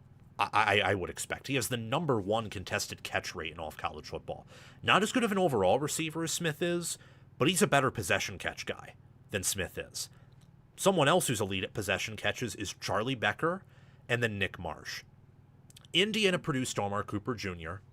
They also produced Elijah Surratt. Both got drafted, Cooper in the first round. I think with how fundamentally sound those IU players are, and how many of them do have underrated talent and measurables, Cooper did, Pons did outside of height, that you're going to see draft people view Indiana with more respect. They already did last year, but with another year of success and development, you're going to see that even more. So Becker, I'm looking at him at 6'4". He made Brandon Finney and Zabian Brown. Brandon Finney will be a top corner prospect in 2028. Zabian Brown will be a top corner prospect in this draft. He actually is a first rounder, in my opinion, in this mock draft. Becker made them look slow. So now with a full season ahead, he's going to be a first rounder. Marsh had all the talent in the world to be at Michigan State, just did not have the coaching, the schematics, the discipline. It seems like he's acclimated well to those things at Indiana. So with his speed, athleticism, size, possession catchability, I think he'll be a late first rounder. KJ Duff is the final receiver that I have projected to be mocked in my 2027 first round draft. This is guaranteed to be wrong, by the way. I just want to say that after the first 8, the first 25% of players we're talking about is finished. This is guaranteed to be wrong. There is always a G5 player. Even now, after all the portal pillaging that's picked, there is always someone from smaller schools who is not even mocked as like a day 2 or even day 3 guy that sometimes leaps ahead and does really well. This is guaranteed to be wrong, but it's fun. I want to do it, and it reflects my view of who the more talented and great teams are. A lot of teams on this list, with some very few exceptions, I have as top 25 power-rated teams. The teams with the most draft picks in the first round I have as top 10, if not surefire, top 3 teams. KJ Duff is 6'6" and over 200 pounds, and he got 1,000 receiving yards at Rutgers. Sign me up. They're going to love his speed, his catch radius, his length. That is a receiver that someone is going to love and who will have success in the NFL. The only tight end that I have projected as a first-round pick next year is Jamari Johnson. Again, great length, good weight, great receiver last year. Probably as good of a receiver as Sadiq was. Maybe even at times better. The difference is he needed to improve on his blocking. I expect him to improve as a blocker and an all-around player this year for Oregon and be a first-round pick in 2027. For offensive tackle, we have 4. We got Trevor Gooseby, Jordan Seaton, Caden Green, and Trevor Locke. Rarely does a Iowa offensive lineman leave before his senior year, but Locke's an exception to that rule because he is tall, he is long, strong, he was up there with Jennings Dunker in PFF grades last year, and he's coming back. Cade Piper was one of the best interior offensive linemen last year, and he returns and moves to center for Iowa ahead of 2026. So I love him. And Piper, too. Piper's the only interior offensive lineman I have going in the top 32. Caden Green, Jordan Seaton, and Trevor Gooseby I have going ahead of Locke due to measurables. Those players just have a level of athleticism and length that's really just, in my opinion, that's just length. Like, they're longer than Locke, so therefore they're going to go ahead of him because the NFL loves measurables way more than college does. From a college standpoint, Locke will be a better tackle than anyone outside of maybe Gooseby, I think. I'm a bit lower on Carter Smith than some people are for the NFL. I think that IU's scheme helped him a lot, and I think that he's an elite run blocker, but I don't quite think he's a first-round talent yet. If he becomes one, then, I mean, my goodness, talk about the development there. I mean, even for him just to get drafted, for any Indiana player over the past 2 years to get drafted under Cignetti's watch is a developmental story. He just missed here. I just think that, much like last year, he had a lot of good moments. He made a lot of progress from 24 to 25, but against some more athletic players, even with the scheme assistance and even with his discipline, he just wasn't there. For the interior offensive line, there are 2 players that I would look at who, could go in the first round instead of Piper. That would be Joe Brunner, and that would be Luke Montgomery. Those would be the 2. And I could see, like, Matthew McCoy from Miami go there.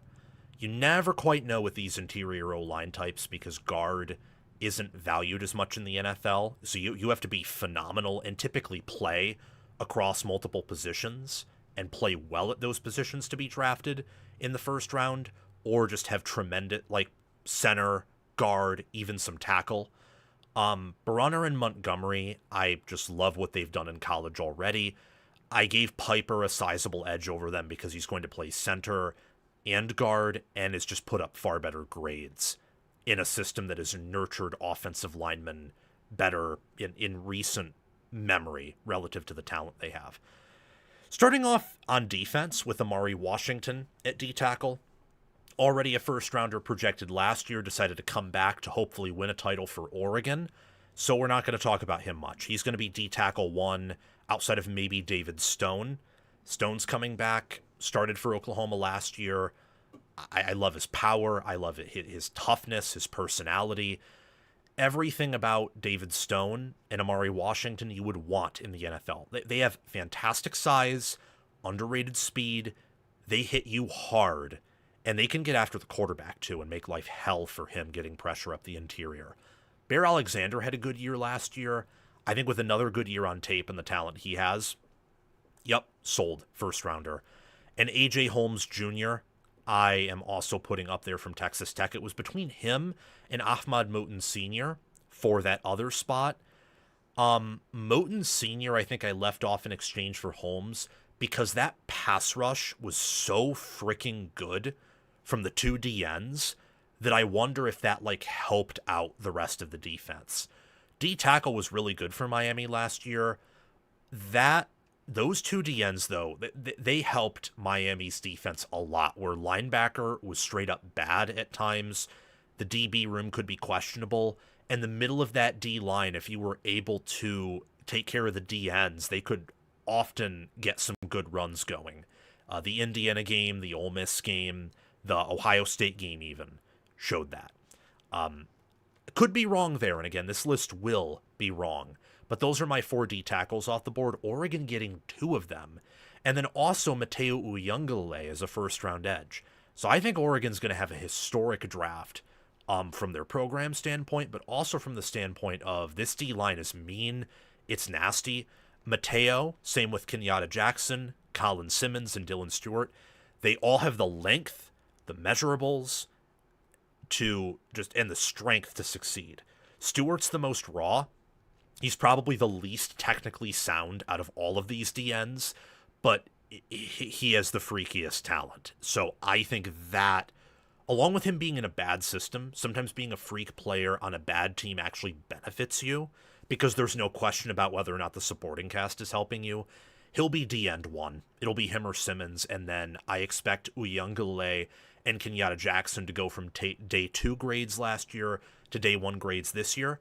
Kalev Lubin is my pick to be kind of that underrated edge that comes out of the middle of nowhere for most people. But people who have studied film, who've talked with other people, who've looked at grades, who've looked at production, see that Kalev Lubin at Coastal Carolina and Louisville has just eaten teams alive. So from a production standpoint, I think his production and his talents are too good to be left off, even though he doesn't quite have the measurables that those other four do. And then finally, we have the backfield. Chris Cole's the only linebacker who I think will be taken off the board. He's just too talented, and he was one of Georgia's best linebackers last year along with C.J. Allen. I would expect him with another year in that system to excel. KJ Bolden is the top safety in college football, 5-star out of high school, great measurables, great awareness, was one of the only Georgia players last year, probably the only Georgia player outside of Dalen Everett to have a good season in the secondary, so he didn't have a lot of help there. Coy Parrish, I have as a first-round safety because, look, at Minnesota, he had some issues, for sure. I do think that they could clean up a lot of his issues there, and with the measurables and length that he has, someone in the NFL is going to fall in love with him. I don't know if it's going to be to the same degree that they did with Thieneman, who I think was better at Purdue than Parrish was at Minnesota, but I think the talent is there, and with the NFL, that often can matter. Like, Shamar Stewart's a perfect example of this, and Parrish has more product on film and just product in general than Stewart did at D-end. There are players, again, this is wrong. I saw a comment that I wanted to address where someone said that John Henry Daly is a first-round edge. I do agree with that, but he is only a junior this year, and he's coming off of an Achilles injury, and he does not have the measurables that those other DNs outside of Clev Lubin do. So I think he could probably use another year of just putting on good production in the Big Ten, and Michigan has the NIL money to keep him if they want to. So I kind of had him returning, even though I could totally see him being a first-rounder. At corner, Leonard Moore's easily corner one. That's not up for debate. Zabian Brown, I have him ahead of Jamari Sharp, Harris, and Hampton due to having a great year last year and just the talent factor. So I have two Indiana corners going first round. And that's interesting because a lot of people have 3 IU players going first round, Smith and the 2 receivers. I agree on the receivers. I actually think the most likely first-round pick or top pick off of IU's O-line is Joe Brunner, and I don't think it's really close. He's the most talented of high school. He has great measurables, great size, hasn't allowed a sack in his career, even with some good O-lines in 24 or a horrific Wisconsin O-line last year. I think if you're going to project IU to get a first-round grade from an O-lineman, it's Brunner coming from Wisconsin and with far better coaching and a better system, dominating every interior D lineman so good that he would get picked. But I'm not going with that because it's hard to get drafted as an interior offensive lineman. Sharp and Harris are some of the Indiana players that actually have pretty fantastic measurables given their position. And measurables matter in the NFL. A lot. So none of IU's linebackers have the appropriate measurables to be a first-round pick. IU's safeties do not. Maybe one of Indiana's defensive linemen could, but this is a loaded D-line class. D-line is stronger here than corner. Sharp, out of high school, was a 3-star, but he was known for speed. So he'll kill the 40-yard dash, and he was a great corner last year. Great hands, sound, was not as impactful as Pons, but with another year, maybe he could be. I've only heard good things about Jamari Sharp. A.J. Harris had a fantastic 2024 season, had a bit of a down 2025 season, but he's above 6 foot. He has all the talent in the world. He could be a 4.4 guy, maybe even faster with some better conditioning and training from Indiana. And at the end of the day, with a good year on tape, someone will fall in love with him. So with Indiana, I am not doubting their development. I'm not doubting their production or scouting. And their receivers and corners are their players with the best measurables. Hoover does not have NFL measurables. Their offensive linemen do not. Their tight ends do not. Their defensive linemen could, but not to the degree of some other players we discussed. And, I trust Oregon on D-line. I trust Ohio State on D-line. I trust Texas there. So, trust pretty equal across the board. probably more so with IU at those positions, but measurables in the NFL do take over. And Ohio State with Larry Johnson does a great job there. Oregon with Tony Tuioti does a good job. So at corner, I'm not high on Jermaine Matthews, and Devin Sanchez can't declare for the draft yet. Brandon Finney can't declare for the draft yet, and Ife Obadegwu needs to put more on tape, and Oregon will have the money to bring him back for his junior season. Sharp and Harris are seniors. Unless Harris redshirts, he's done. Unless Sharp somehow gets a sixth year, he's done. With good tape, with the measurables and speed they have, they could go first round. So I put them there. And then Ashton Hampton for Clemson is a pure measurable one. Clemson's defense was awful last year. Their players, even like Peter Woods and TJ Parker, weren't all that good. They still got picked first round because those measurables were crazy. And Ashton Hampton has those at corner. So at the end of the day, we have Oregon getting 6 first-round picks that would tie Alabama for the most in the 2020s. They got 6 in the 2021 NFL draft.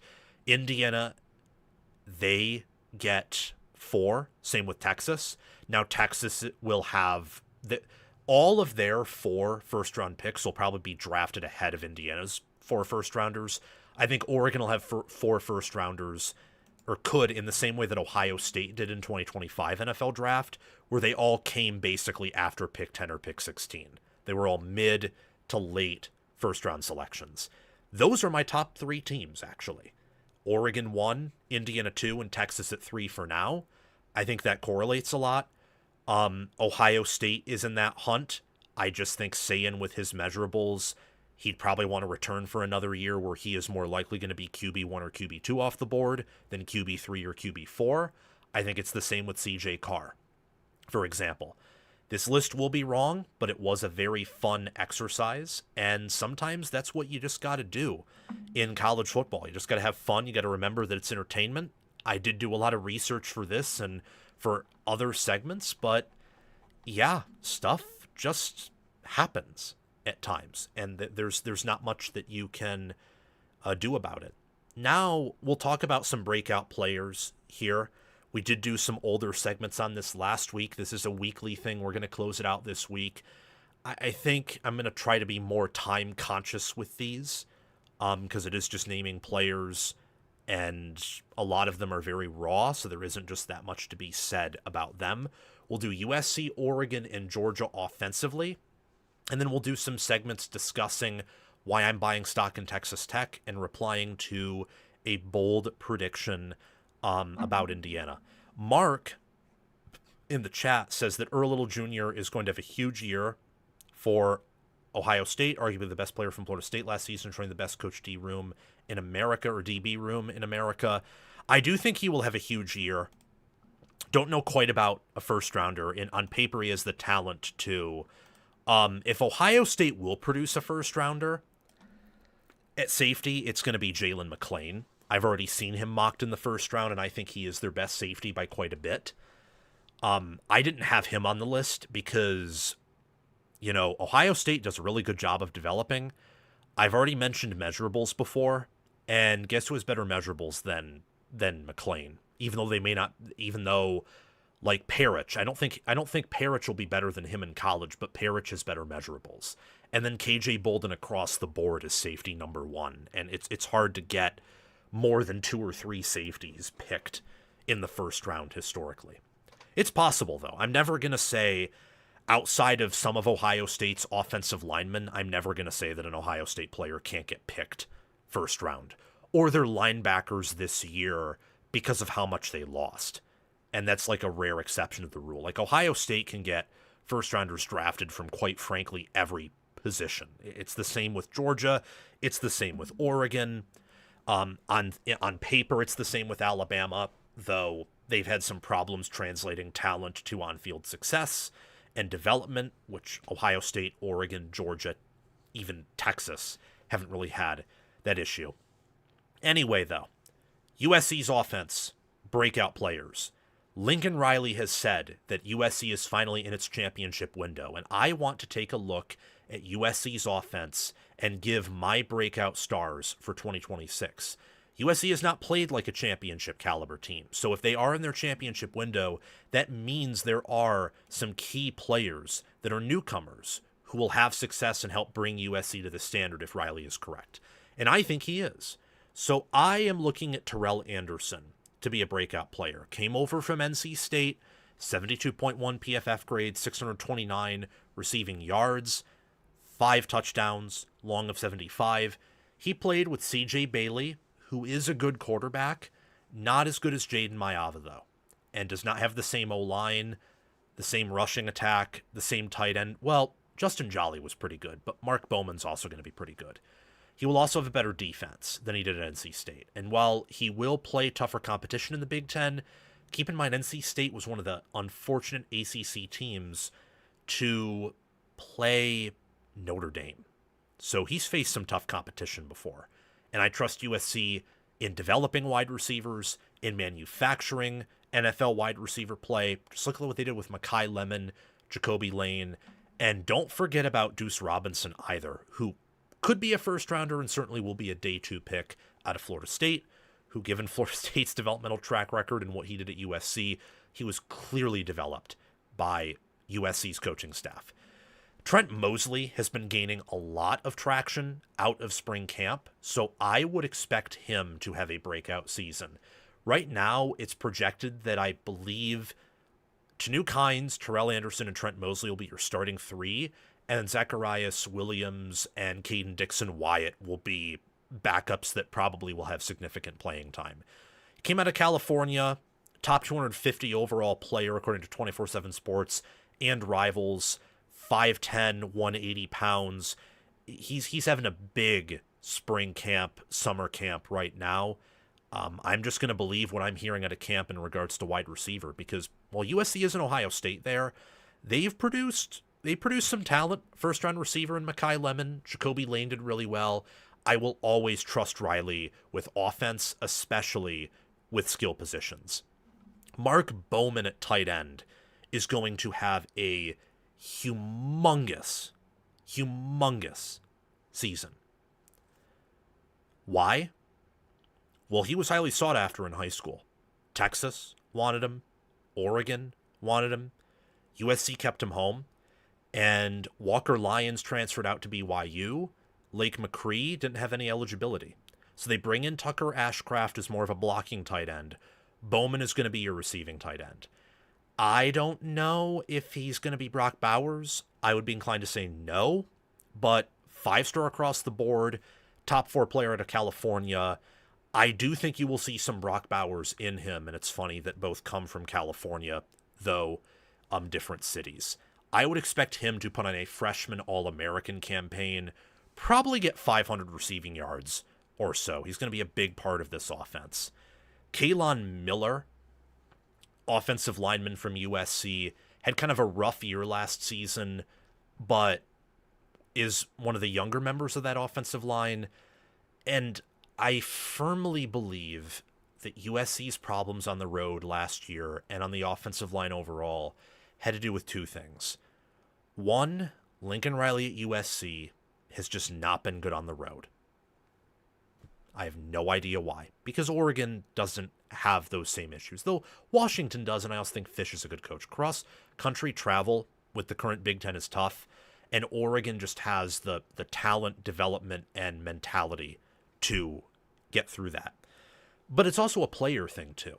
I think Riley has some things to deal with as a coach, but the players haven't been good enough either on the offensive line.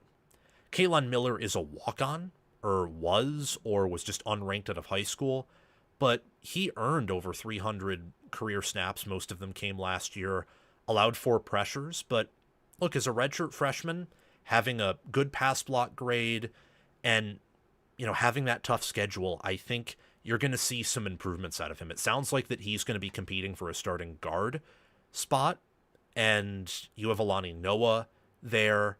You have some other players there that are competing. You want to hear that USC is having competition on the offensive line because that was an area last year that was a bit of a weakness at times. Elijah Viacona at 6'8", 385 pounds. It's just insane size last year. 55 career snaps, didn't play that much. According to some that I've read and according to research, it sounds like he might be pushing for one of the tackle spots. With that size, which you cannot teach, if you have him lose a bit of that weight from 385 pounds, and I imagine he's probably down a little bit this year, and with a whole nother year in the strength and conditioning program, learning the position, learning the playbook, you could see a huge year out of that. Because again, 6'8", that height, that weight, and putting that on without being like morbidly obese and being able to play tackle at USC, you can't teach that. So there might be something special there. And then Kenye Pepe, there definitely is something special there at 6'7", 330. 4-star according to 24/7 Sports Composite and Rivals, and I think he was a 5-star according to only 24/7 Sports, not when you grade across. So he's a true freshman. It is hard to play that position, but Jackson Cantwell and Kelvin Obot's at Utah, Cantwell's at Miami, they're projected to start at their tackle position. And I think you might see this with some top-end tackles where they're going to be taken and they're going to be thrown into the fire so that they're not dead cap and they're not sitting while earning that much and not having that much potential. It sounds like he's having a pretty good camp and he's going to be a backup certainly. So he's already cracking the 2-deep. And with offensive lines, you often get injuries at those positions. Your goal is to rotate. Your goal isn't to rotate, so you can build chemistry there, but injuries are very common at that position because of how much hitting and contact there is. Same at D-line. So I imagine you will see him crack the starting lineup, or at least play in some games this year. And then as a sophomore the following season, I'll probably have him in my breakout video again as someone who will take a huge step and be an all Big Ten caliber offensive lineman. For USC's offense, the turnovers, the yards per carry, the red zone touchdown percentage, a lot of that points to the offensive line last year.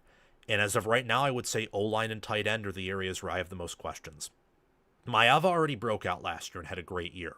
He'll have another great year this coming season. Their running backs with King Miller and Waymon Jordan, they're going to have great years. We already know how great those players are. That offensive line on the road, they couldn't run against Oregon. They couldn't really protect against Oregon. Similar with Notre Dame.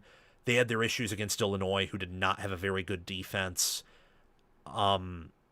Even later in the season, like they destroyed Michigan. A lot of that was more schematic than just, straight up players destroying players. And you saw that against Iowa, who was built a lot like Michigan last year, but far more technically sound and better coached. So they need a tight end to emerge because of what they lost there. They need receivers to emerge. And most importantly, they need that offensive line to take a step forward. Because this team, the defense we already talked about. We talked about their, or did we? Did we talk about their breakout players yet? Actually, no, we did not. We did not talk about them. That's later in the week. We'll talk about USC's defense later. They need to improve there. Offensively, they were a great offensive line away from possibly being the best offense in America last year. So if that unit and tight end can have a level of athleticism, strength, and discipline to them that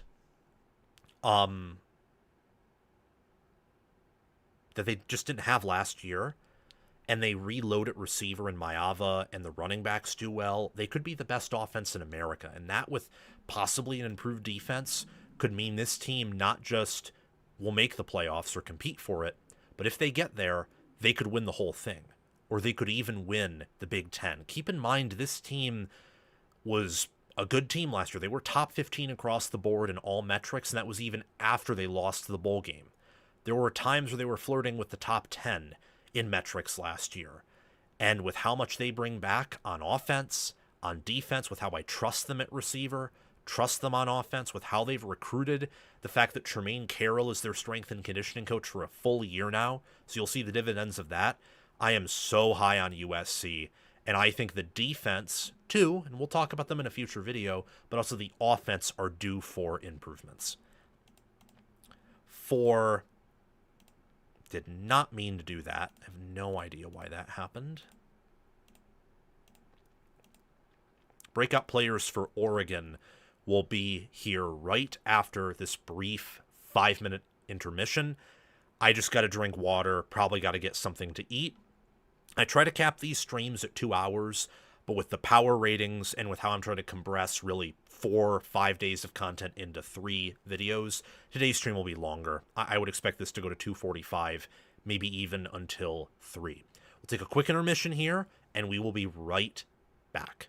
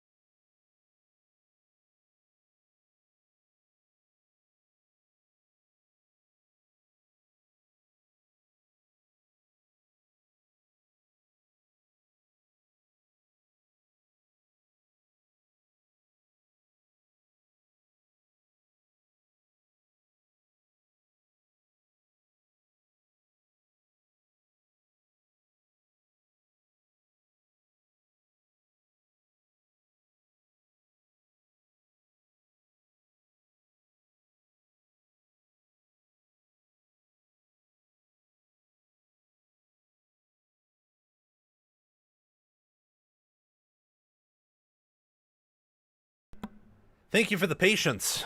Really appreciate it.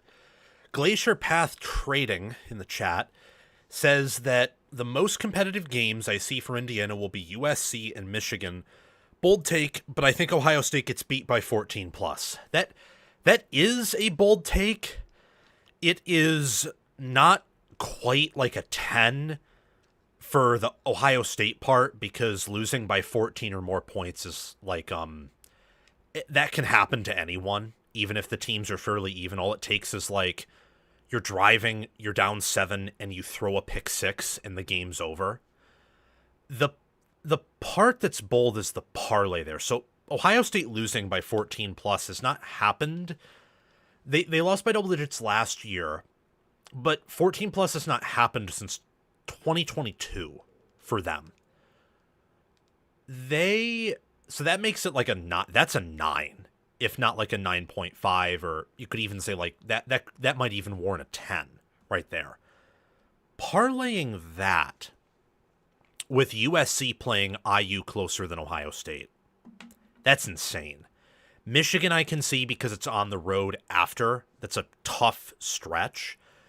If IU beats Ohio State by 14 plus, they're one of the favorites to win it all, obviously. They will then beat USC by 4 or 5 touchdowns. Like there's USC that's like that prediction's an 11 together right there.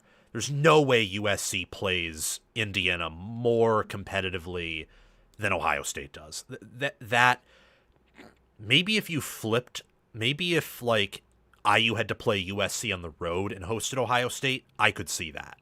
But with the arrangement, there's no universe. Oregon, though. Got to talk about the Ducks. I love the Ducks this year. People know I love the Ducks this year. It better not annoy any of you, because this roster is damn good. And as for their offense, there are several breakout stars. Many of them are familiar faces to you, but they're going to be breakout players because I don't think a lot of people understand how good they are going to be. Oregon returns Evan Stewart. Evan Stewart was injured last year. In 2024, he had a breakout game against Ohio State. He had 613 receiving yards that season with 5 touchdowns. Really just appeared and had a huge impact in 2 games. And in the other games was a role player. Still impactful. Not an All-American, though. I'm not saying he'll be an All-American this year. What I'm saying is he's healthy. He's going to have a few hundred receiving yards at least. And he has a better supporting cast. Way better than he did in 2024. He's going to have a better QB. The offensive line, I think, will be as good or better than it was that year. The tight ends will be better. His other receivers will be far better. The defense will be better. That's huge for Oregon that Evan Stewart is back and is healthy.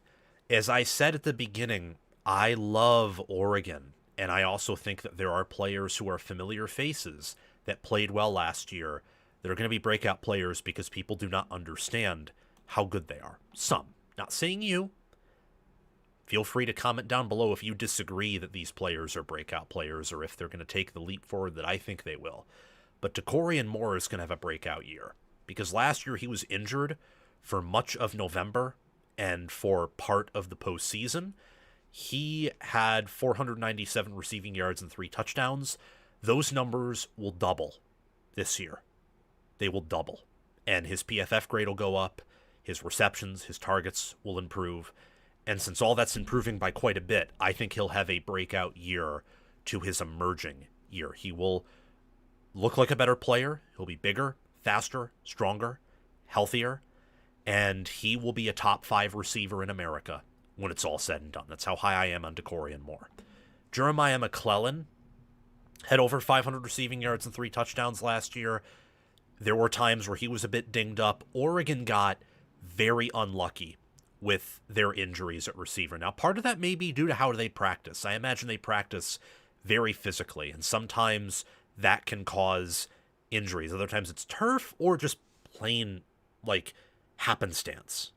I hate the word luck, so I replaced luck with happenstance. Just wrong place, wrong time, and it just happens. McClellan was at times the best receiver on the team last year. And with Benson gone and with the same quarterback returning, I have a feeling that this receiver unit is going to explode. Last year it was good with a lot of upside, but it was thin and had a floor to it. This year, when you factor in depth, this is the best receiver core in college football. You have McClellan, you have Moore, you have Stewart, and you got Iverson Hooks, who's transferring in from UAB. We had a PFF grade in the 80s, a 927 receiving yard total, and 7 touchdowns. He reminds me a lot of Tez Johnson, 5'10", 175, so he's a bit on the lighter side, but man, is he shifty. He's reliable, good health to him, older player. I think that he will be a good fourth option. Right now, I would say that McClellan, Moore, and Stewart will be your starters. Hooks will be that valuable option in case there is an injury, and just the veteran presence and production he brings is going to help that room take a next step that we have not seen from Oregon. I mean, Oregon, look, under Lanning, they had Troy Franklin, and Franklin was their best receiver from an NFL standpoint. I think you're going to have multiple receivers past that this year when you look at, okay, how are they going to look in the NFL, say, in 2028, or even Stewart? Stewart could be a day 2 pick. I don't think he'd be a day 1 with his injury history, but he could be a day 2 pick. And with that talent, you never know what could happen. It's the same thing with DeCorian Moore, who I think will be a first-rounder one day. McClellan could be 2. Hooks isn't quite that, but he has a lot of production and I think will contribute to this offense's success. Keandre Harrison, I love because of his size. His scouting report from 24/7 Sports listed him as an offensive tackle playing tight end. At 6 foot, I think it says 6'8", 250 pounds. You just cannot teach that size. Reminds me a lot of what Georgia had in 2022 with one of their tight ends, Darnell Washington. Nearly forgot his name. He can be a Darnell Washington type for them, and Jamari Johnson can be what Kenyon Sadiq was last year. I know Olesh is projected to start over him right now per our lads, but Harrison's been praised out of camp. He was a unanimous 5-star across the board, and you just cannot teach that size. So I would expect him to find a way to get on the field. Douglas Utu at guard, young player last year, redshirt freshman, saw very limited action, but nonetheless, it sounds like him and I think Janoris Wilson are competing for one of the guard spots there, or maybe, oh no, it's not Janoris Wilson, that's one of the backup tackles, my apologies, Kawika Rogers. Him and Kawika Rogers are competing for guard on, I think it is the left side. Iuli is the right guard, returning vet there. Iapani Lololu's a returning vet at center. It sounds like he's pushing the much older Rogers, and that gives me the inclination that he's the better player and will start this year. Fox Crater, I have as one of the top tackles in the sport entering next year, because as a redshirt freshman at 6'6", 315, he's built more like a tackle than Harkey or World were. They were more so guards. And Crater, look, his run blocking, you could use some improvement there. But to be fair, his 2 biggest games, guess who they were against from a snap perspective. They were against USC and Indiana, and he saw some action against Texas Tech too. Like, you're talking about someone who got thrown into the fire due to injuries to World, because World was the left tackle, Crater was the backup left tackle, and he did pretty well in those games when World was injured and he was called upon to, come in and be that left tackle. He's a better pass blocker than World. The question is, can he improve in run blocking? I say with Alik Terry as the O-line coach and Crater's talents, yes, and he will be one of the best offensive tackles in college football this year.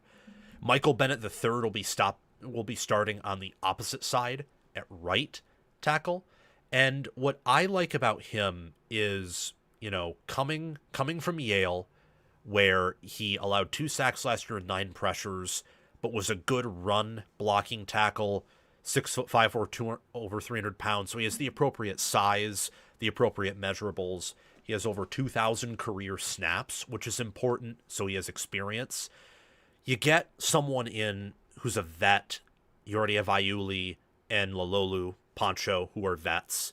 And then Crater and whoever's starting at that other guard spot, as long as you have mostly vets, they can help those other 2 catch up to speed in some things. The Ducks last year were really hurt by their receivers and the constant injuries to them, the inconsistencies. They even had inconsistencies up front. I mean, that was from an NFL standpoint, that was their least talented offensive line under Lanning. Like Jackson Powers Johnson got drafted highly. Josh Connerly was a first-round tackle who they took in and developed. Harkey went drafted. World went undrafted. And Emmanuel Pregnan fell down the board. He was expected to be a first-rounder and I think got picked on the 3rd round is where he got picked.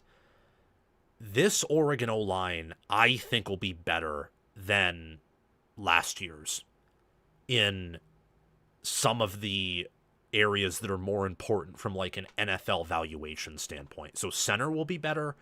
Guard, it's going to be hard to replace Pregnan, but tackle, they'll have more prototypical tackles there. They were outside the top 25 barely in QB sack percentage, and their red zone TD percentage came from a lack of dynamicism and consistency at receiver. It also came from the fact that their O-line was really good at getting downfield and creating like long runs and huge gaping holes. But then they were Jekyll and Hyde at other times and just were not a good or strong unit. They were very back and forth, very bipolar on that unit. So an explosive rushing attack, yes, but need to see more consistency in short yardage in the red zone. And I think you're going to get that this year. The play calling will regress, but the players, they're going to improve. And I imagine that Maringer is competent enough as a play caller to, put this team to good use and their talents to good use. For Oregon's defense, we will be discussing them later in the week. They were loaded last year.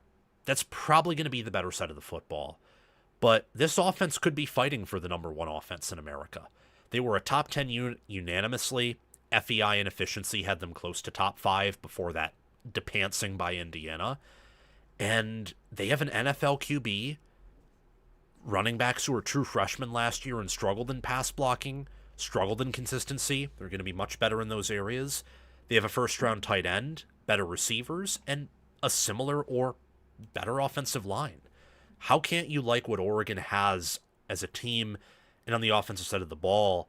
It honestly drives me up a wall how many people are rating them or ranking them outside the top 5 in the preseason. It is kind of wild. This team was better than Notre Dame and Texas last season, better than Georgia. Ohio State and Indiana were better.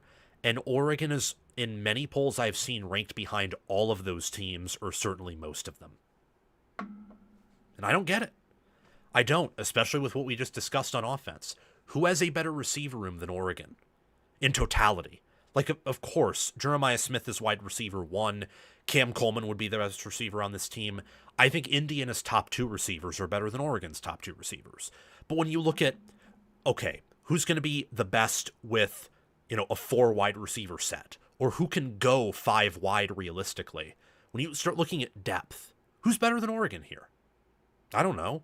Who's a better college QB than Dante Moore? You can probably only list like 5 at the most on your hand, and there's an argument for him to be number 1.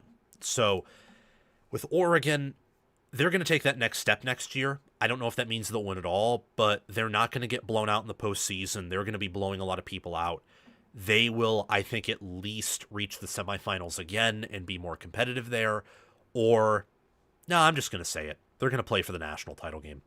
It's just a question of whether or not when they get there on that Monday, do they win or do they come up short, like Miami did last year. That's how high I am on this Oregon team. I will tell you that they are going to play for that natty, and it's just a question of whether or not they will win it. For Georgia, I don't understand the Mike Bobo hate. I don't. I will sympathize with the idea that Georgia's offense can sometimes be like watching paint dry, but that doesn't mean it isn't effective. Take it from me, a Michigan fan.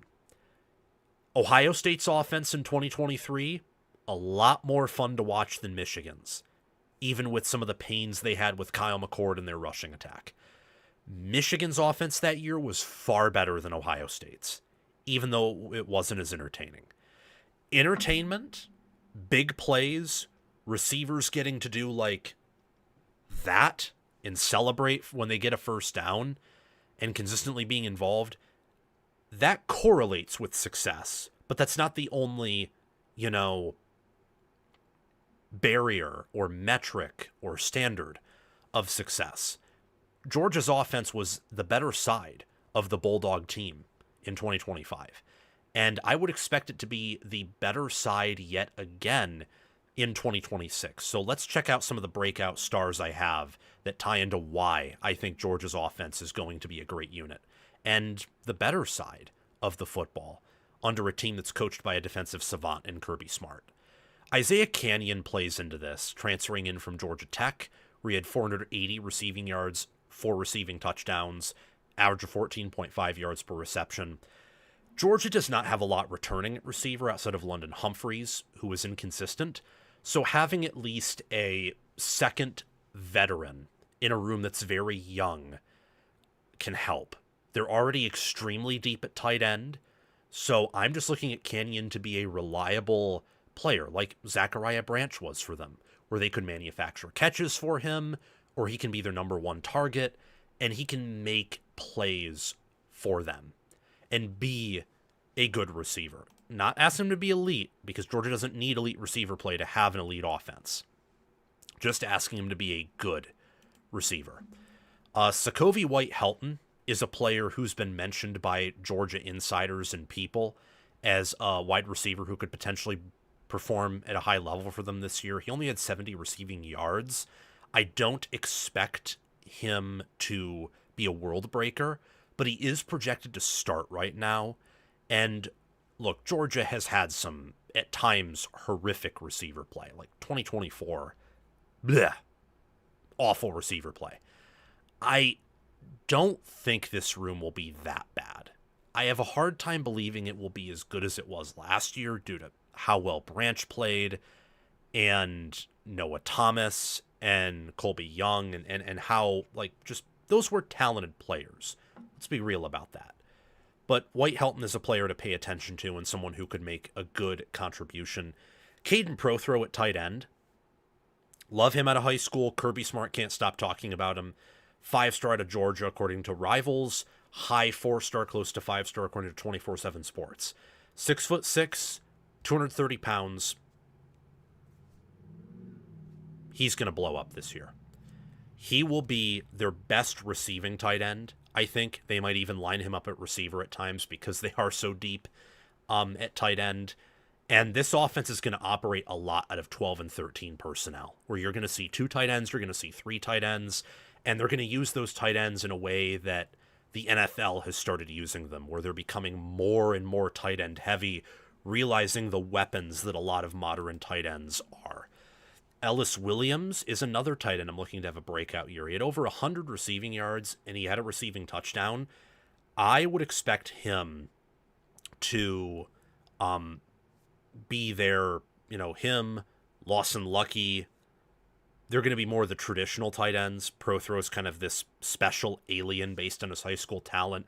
But Williams and Lawson Lucky are good too, and I would expect Williams to level up his game from where it was last year and be a huge part of a Georgia passing attack that needs new hands to catch the football and needs new key players. Georgia's offensive line returns Ernest Green III and Drew Bobo, along with Juan Gaston and Dontrell Glover. Almost forgot him. Michael Uini, or maybe it's Uni, I'm probably mispronouncing that name, is projected to start at one of the guard spots. He's a redshirt sophomore. 6'7", 325 pounds, you're always going to have the measurables at Georgia to be a great offensive lineman. The question is whether or not he will be, because with only 169 career snaps, he led 7 pressures last year. That's not exactly a metric that we're looking at as a good one. So he needs to improve. I do think he will. I'm much more optimistic about Dontrell Glover and Juan Gaston improving because they were thrown into the fire last year with some limited action. In the case of Glover, he started for much of the year. Gaston, too, if I remember correctly, I think he started a little bit less.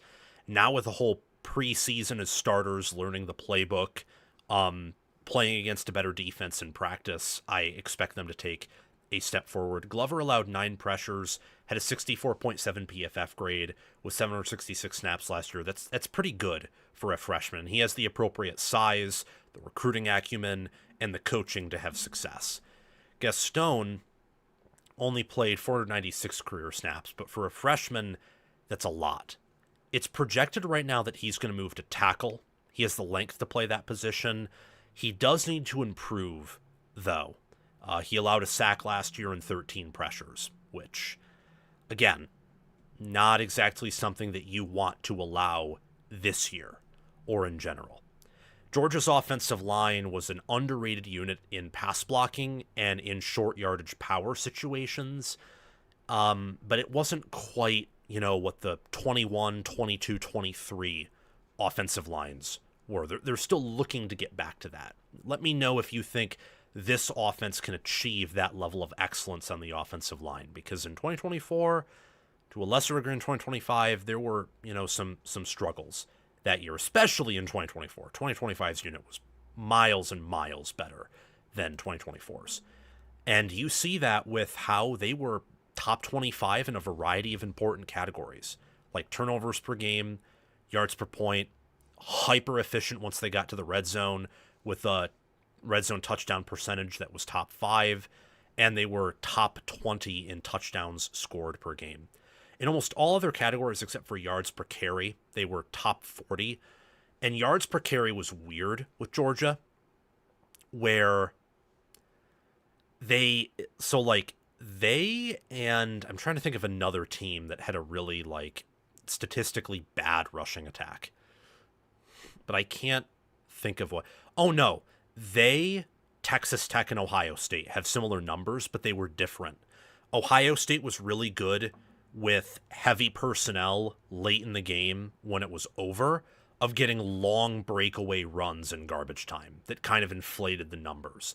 Texas Tech was excellent at running out of shotgun, but in goal-to-go situations or against good defenses, they got totally eaten up. Georgia, the numbers lie a bit how good their rushing offense was. Like with some of the big plays Texas Tech and Ohio State got, you'd think they had the better rushing offenses. No, I would trust Georgia 10 times out of 10 over those rushing attacks to get me a 4th and 1, 4th and 2, or get me 3 yards in a cloud of dust to go on a 10-minute drive, if that's what I needed. And I think that is something that is missed in college football now. So if they can maintain that and get more closer to 5 yards per carry, or even, the kind of elite 5.5, then you might be looking at a national championship caliber offense. And last year, they weren't quite that, but they were overhated. They were top 15 or top 10, depending on where you looked. I really thought their performance against Ole Miss the first time around, where they never punted, was impressive. I thought it was impressive what they did to Alabama defensively the second time around, where offensively, yes, Alabama was hurt, but defensively, they were better than they were when they matched up the first time. And I liked what they did offensively in that game. And then against Ole Miss, both times, I mean, Stockton was a good quarterback. Was it a great offense in terms of analytics? No, it was not better than Indiana's. It wasn't the top offense, but there is room to grow, and it was still a pretty good unit, in my opinion. With Georgia, it's going to come down to whether or not the pass rush can improve, and if Stockton and I think these receivers can take another step. Last year, the receivers were good. They still weren't quite 2021 to 2023 caliber, which is the standard at Georgia. And you could have used some more explosiveness in the ground game, for sure. I would expect with both running backs returning, the quarterback returning, Canyon transferring in, the tight end room as it is, and with a lot more returning snaps in the offensive line, I do believe this unit will take a step forward and be one of the best offenses in college football. I have them in my top 10 offenses post-spring, and I imagine that shocks some people, but watch Georgia. And when you watch and learn what they want to do and look at some, efficiency metrics, you do realize that, yeah, this is one of the better offenses in college football. Okay. Texas Tech. We buying or selling Texas Tech's future, guys? Let me know in the live chat. Let me check the live chat, actually, before we continue here. We've had good views today. A good average view duration. That is something I want to improve on, but I understand that a lot of people probably aren't familiar with the stream, so they check in. Oh, yeah, and then they check out. They may just want to see what's going on. Some are also just like coming in right now and watching.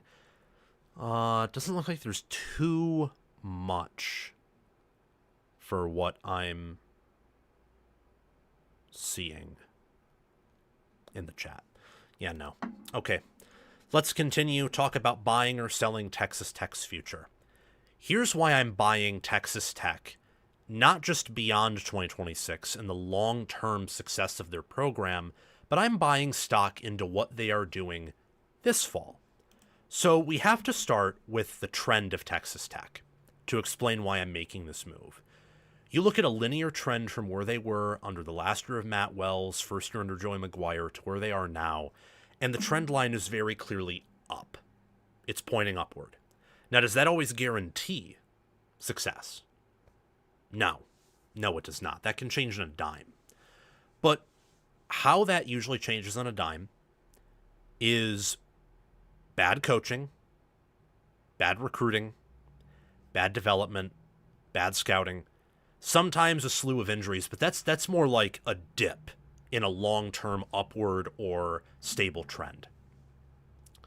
And I don't think Texas Tech has much or any of those. Injuries could happen. I do question McGuire at times as a coach in terms of him being viewed as a top 10 coach or top 15, but I think that he's a good leader of young men. I do think that he is good enough, and their coordinators are fantastic. They also recruit at a high level. So 19th class entering 2026, they killed it in the portal again. And last year they developed at a pretty high level with that defense. That defense allowed around the same amount of points per play as Ohio State. They forced turnovers. They held Oregon to 9 points because the 2 touchdowns Oregon scored late were due to very short fields and turnovers. What better performance could you get out of a defense than that? And they had no offense to help them. That was one of the best defenses that we've ever seen of the 2020s, resided in Lubbock. That requires great coaching, great recruiting, development, and a great culture too, and coaching staff. So when I look at all of these things that usually determine trends, I see Tech going up in the long term. I think that's pretty self-explanatory why you would buy Texas Tech for the future. And people are saying, all they have is money. No, that's not all they have. Money gets you there, but to field the defense that good, to go 12-2 when, you played Utah and BYU, when you played Arizona State, when you played Houston, when they faced a pretty tough Big 12 schedule last year. To go 12-2 with that and to win the Big 12 and basically in year one of your program, because with the portal additions they made and the new staffers, that was a program reset for McGuire and company. To reach the playoff, that's more than just cash. There's some special things going on inside of that building. I love their assistant staff. I love their general manager, their scouting department.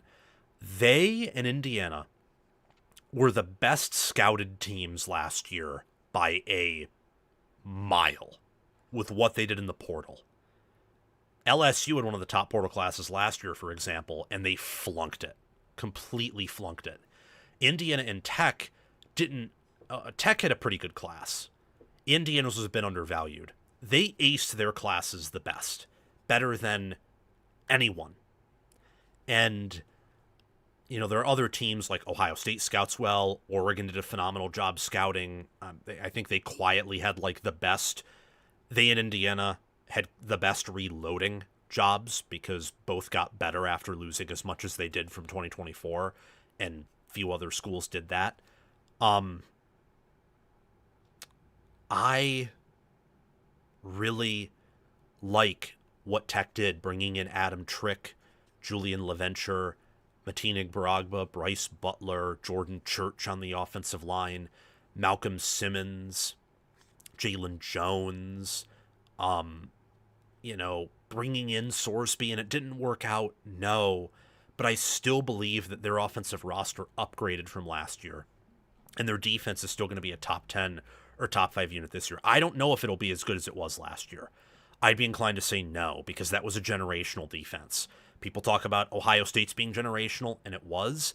Texas Tech had the same strength of schedule. Texas Tech allowed less points per play against Oregon with no offense than Ohio State's defense did with an offense. I mean, Indiana's, in terms of performance, was close to theirs. They didn't quite have the talent, though. Those are the top 3 defenses last year. I can see the argument, depending on your perspective, for either to be number one.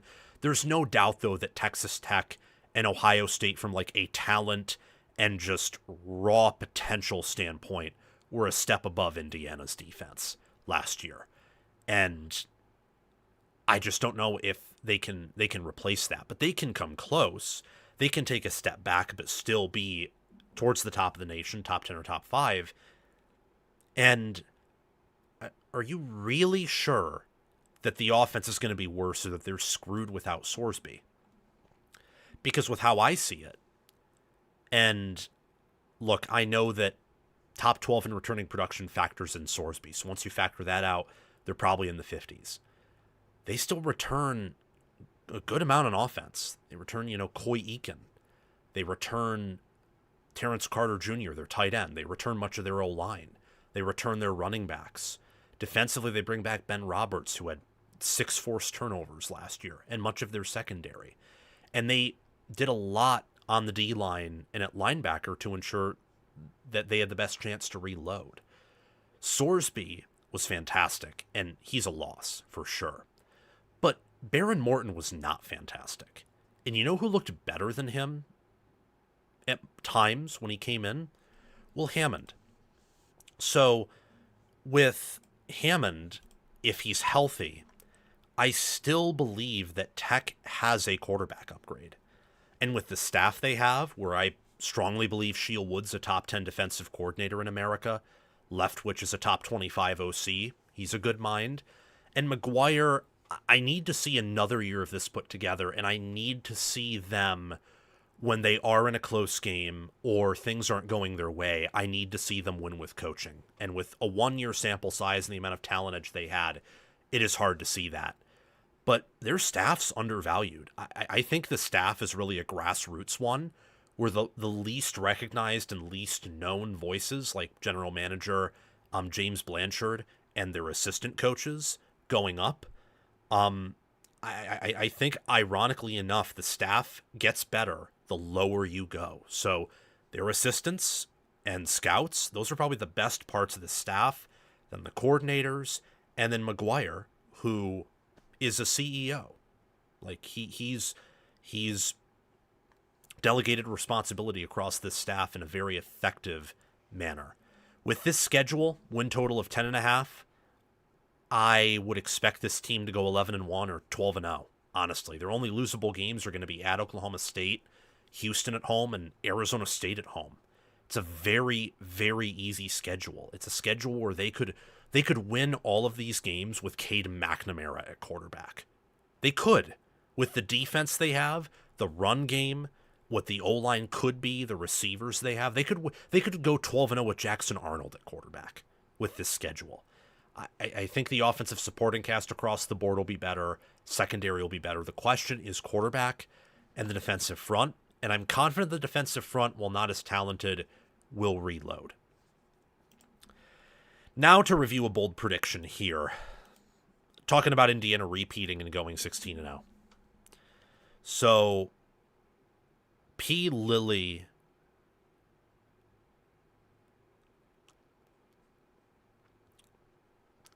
That's a weird name.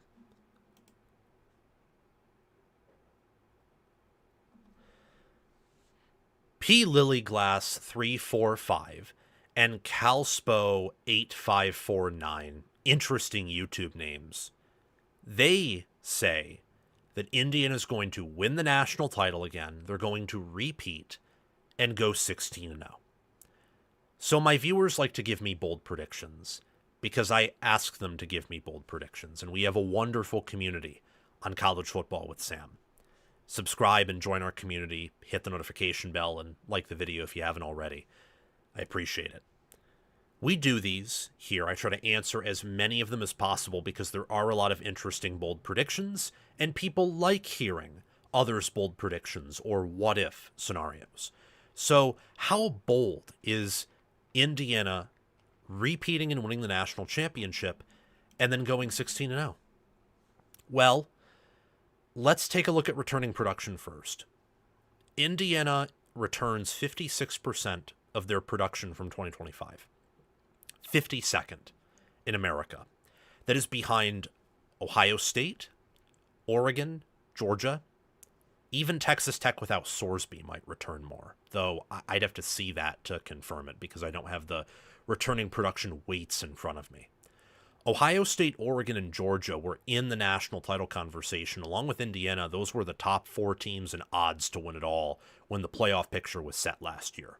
So they return more than Indiana, and that doesn't help their situation. It also doesn't help Indiana's situation that they do not have a blue chip ratio roster like Ohio State, Oregon, and Georgia do.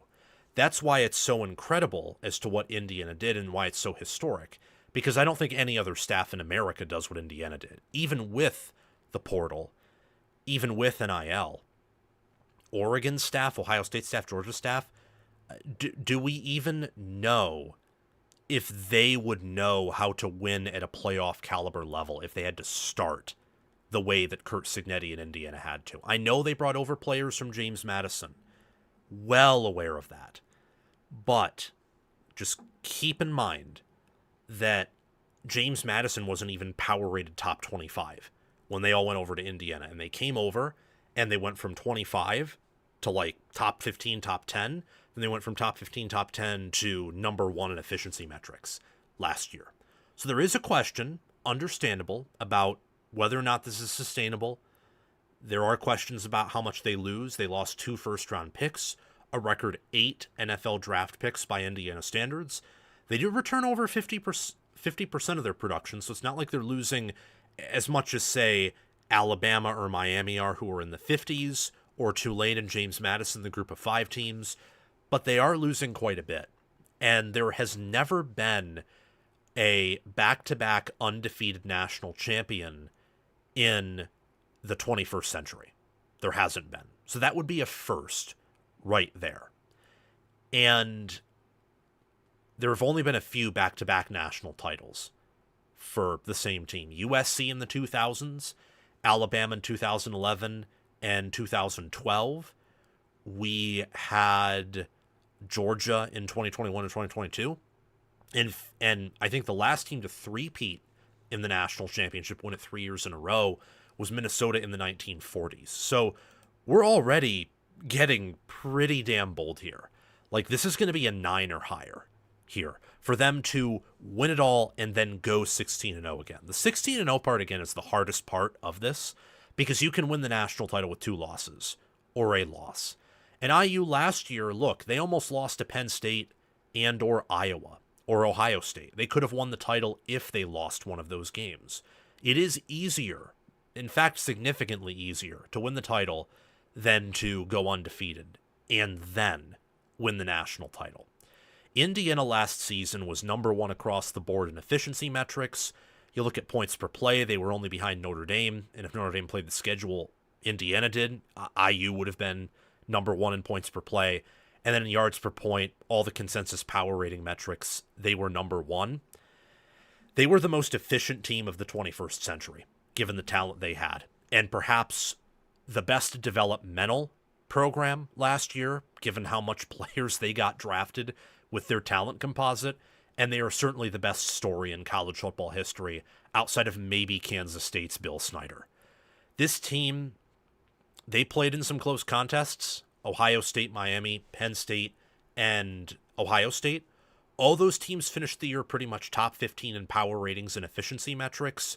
All those games were on the road or neutral field.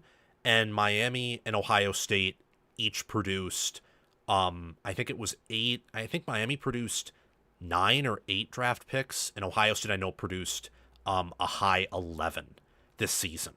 So those teams had more NFL draft talent than Indiana did. Iowa had some really good talent. Penn State, I think, got as many players drafted as the Hoosiers did. And remember, Indiana's only going to get more talented from here on out. Their composite will go up, and if those players buy in and have the same hunger that the previous rosters did, and I imagine with Cignetti's coaching that won't be a problem, that means in theory Indiana could only get better from here on out. They also won the portal in my mind. They were number one in retention rate. They didn't lose a single starter to the portal, and they got plenty of steals and great players in the portal. Nick Marsh, great player. Joe Brunner, great player. Turbo Richard, great player. Chidi Obiizor, Tobio Susanmi, Joe Yelly, great player. A.J. Harris could be a great player, just had a down year last season. So I love Indiana's shot to win it all. They have the best staff in America. Number one. Full stop. They have the best head coach in football. They have the best assistant coaches in football. For those players to always be right place, right time. For them, not just defensively, but offensively. For them to have the chemistry they do. That requires elite position coaching and assistant coaching. They scout better than anyone else does.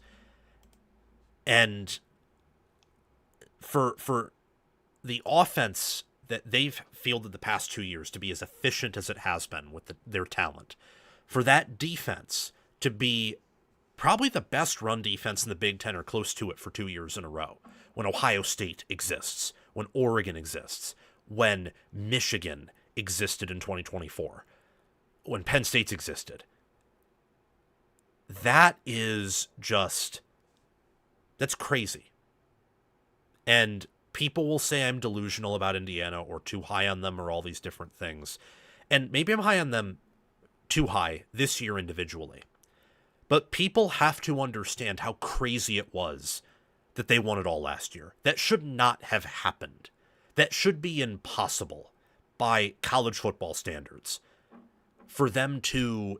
They shouldn't have even played Ohio State within 21 points from a talent angle.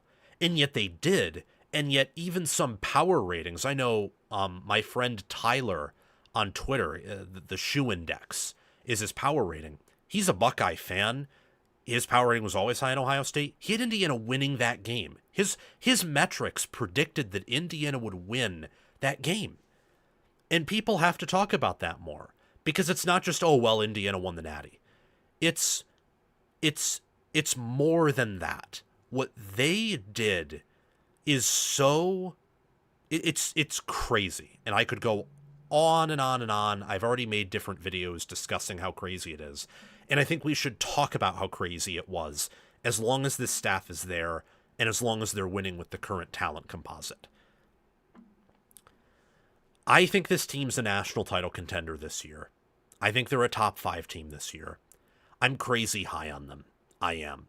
There are aspects of this team that will be better than last year's team, like the defense, the offensive line. And I do believe that with what they did in the portal, with what they're doing in recruiting, the staff's going to be here for 3 years in a row, and they're getting in some guys with better measurables. I think that this team, boldly, will actually have a higher floor than last year's team did. Because there were some games, like against Iowa, against Penn State, where, man, oh man, oh man, it looked like they were clearly the inferior team at times. And I don't think you'll quite see that against top 15 teams. But here's where the boldness of this prediction comes in. Josh Hoover was 29 of 13 last year for touchdowns to interceptions ratio. He had a QBR that was 73.6. He completed 65.9% of his passes, and 3,472 passing yards is pretty damn good. Mendoza only threw, 5 picks? 6 picks? I think he was 41-6 TDI&T ratio. Hoover's not that quarterback, and if he is, I will eat my words. I do have him as a top 10 quarterback because I love the system he's a part of, and Cignetti has a much better reputation at quarterback than people think. But at 6'2", just over 200, Mendoza's 6'4", like 225. Mendoza has a better arm. Mendoza at Cal was probably a better quarterback than Hoover at TCU. With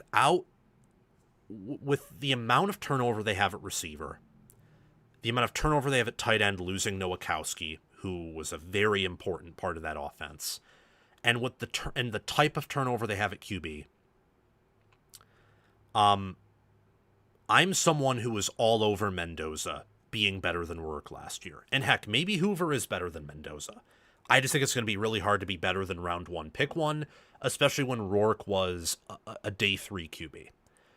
I think Hoover's going to be in between Mendoza and Rourke.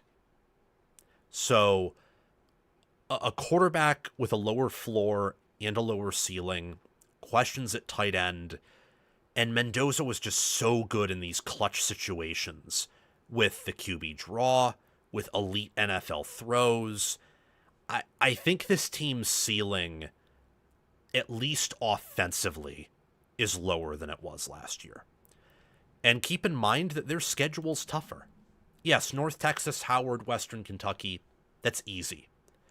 They're going to be 3-0 entering the game against Northwestern, and they'll win that game too. Rutgers will be a win too on October 3rd. Last year, their toughest game was at Oregon. And look, I think playing at Oregon last year will be tougher than any game on the schedule this year. But they got to play Ohio State at home. That's really tough. They got to play Michigan on the road. That's tough. Don't forget about Nebraska before Ohio State on October 10th. And after their game against Minnesota in October 31st and their bye, they got to host USC. They got to travel to UW and then play Purdue. And they played Purdue last year, but Purdue this year is going to be better. They didn't have many other common opponents last year to this year. So it's a new look. Team has some new pieces. It's going to be a top 5 team this year. I'm not going to place this at a 10 because of what they did last year and the fact that Indiana will only get more talented, and even critics of Indiana, but educated critics, will tell you they'll only get more talented, and that staff's amazing. I am going to say it's not a 10.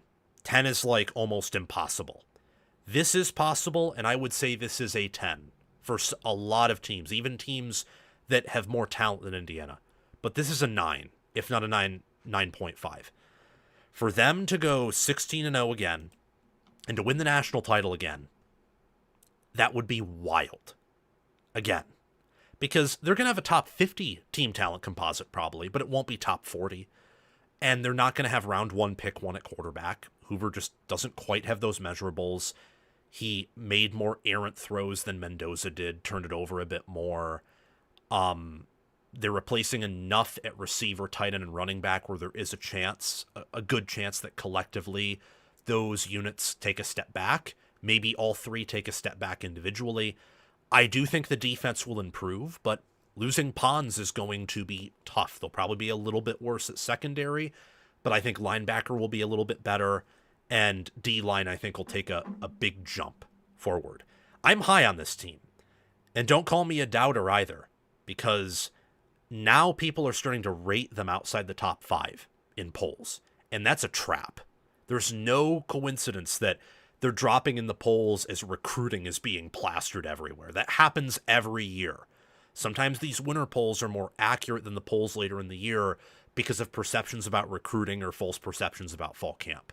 But for this team to go 16-0 again with the schedule they have and with how important quarterback was for them last year, that's just very bold, and I would say that that is unlikely. If you just said they're going to win the national title again, that'd be an 8 or an 8.5 because it's very hard to do, but you could afford a loss. Win it all and go 16-0. It's bold. You'll get to see my predictions, my post-spring Big Ten predictions, and maybe I will have Indiana winning it all again, or maybe I'll have them going 16-0. But I will tell all of you right now that just because they did it last year doesn't mean it's going to happen every year as they get more talented. Some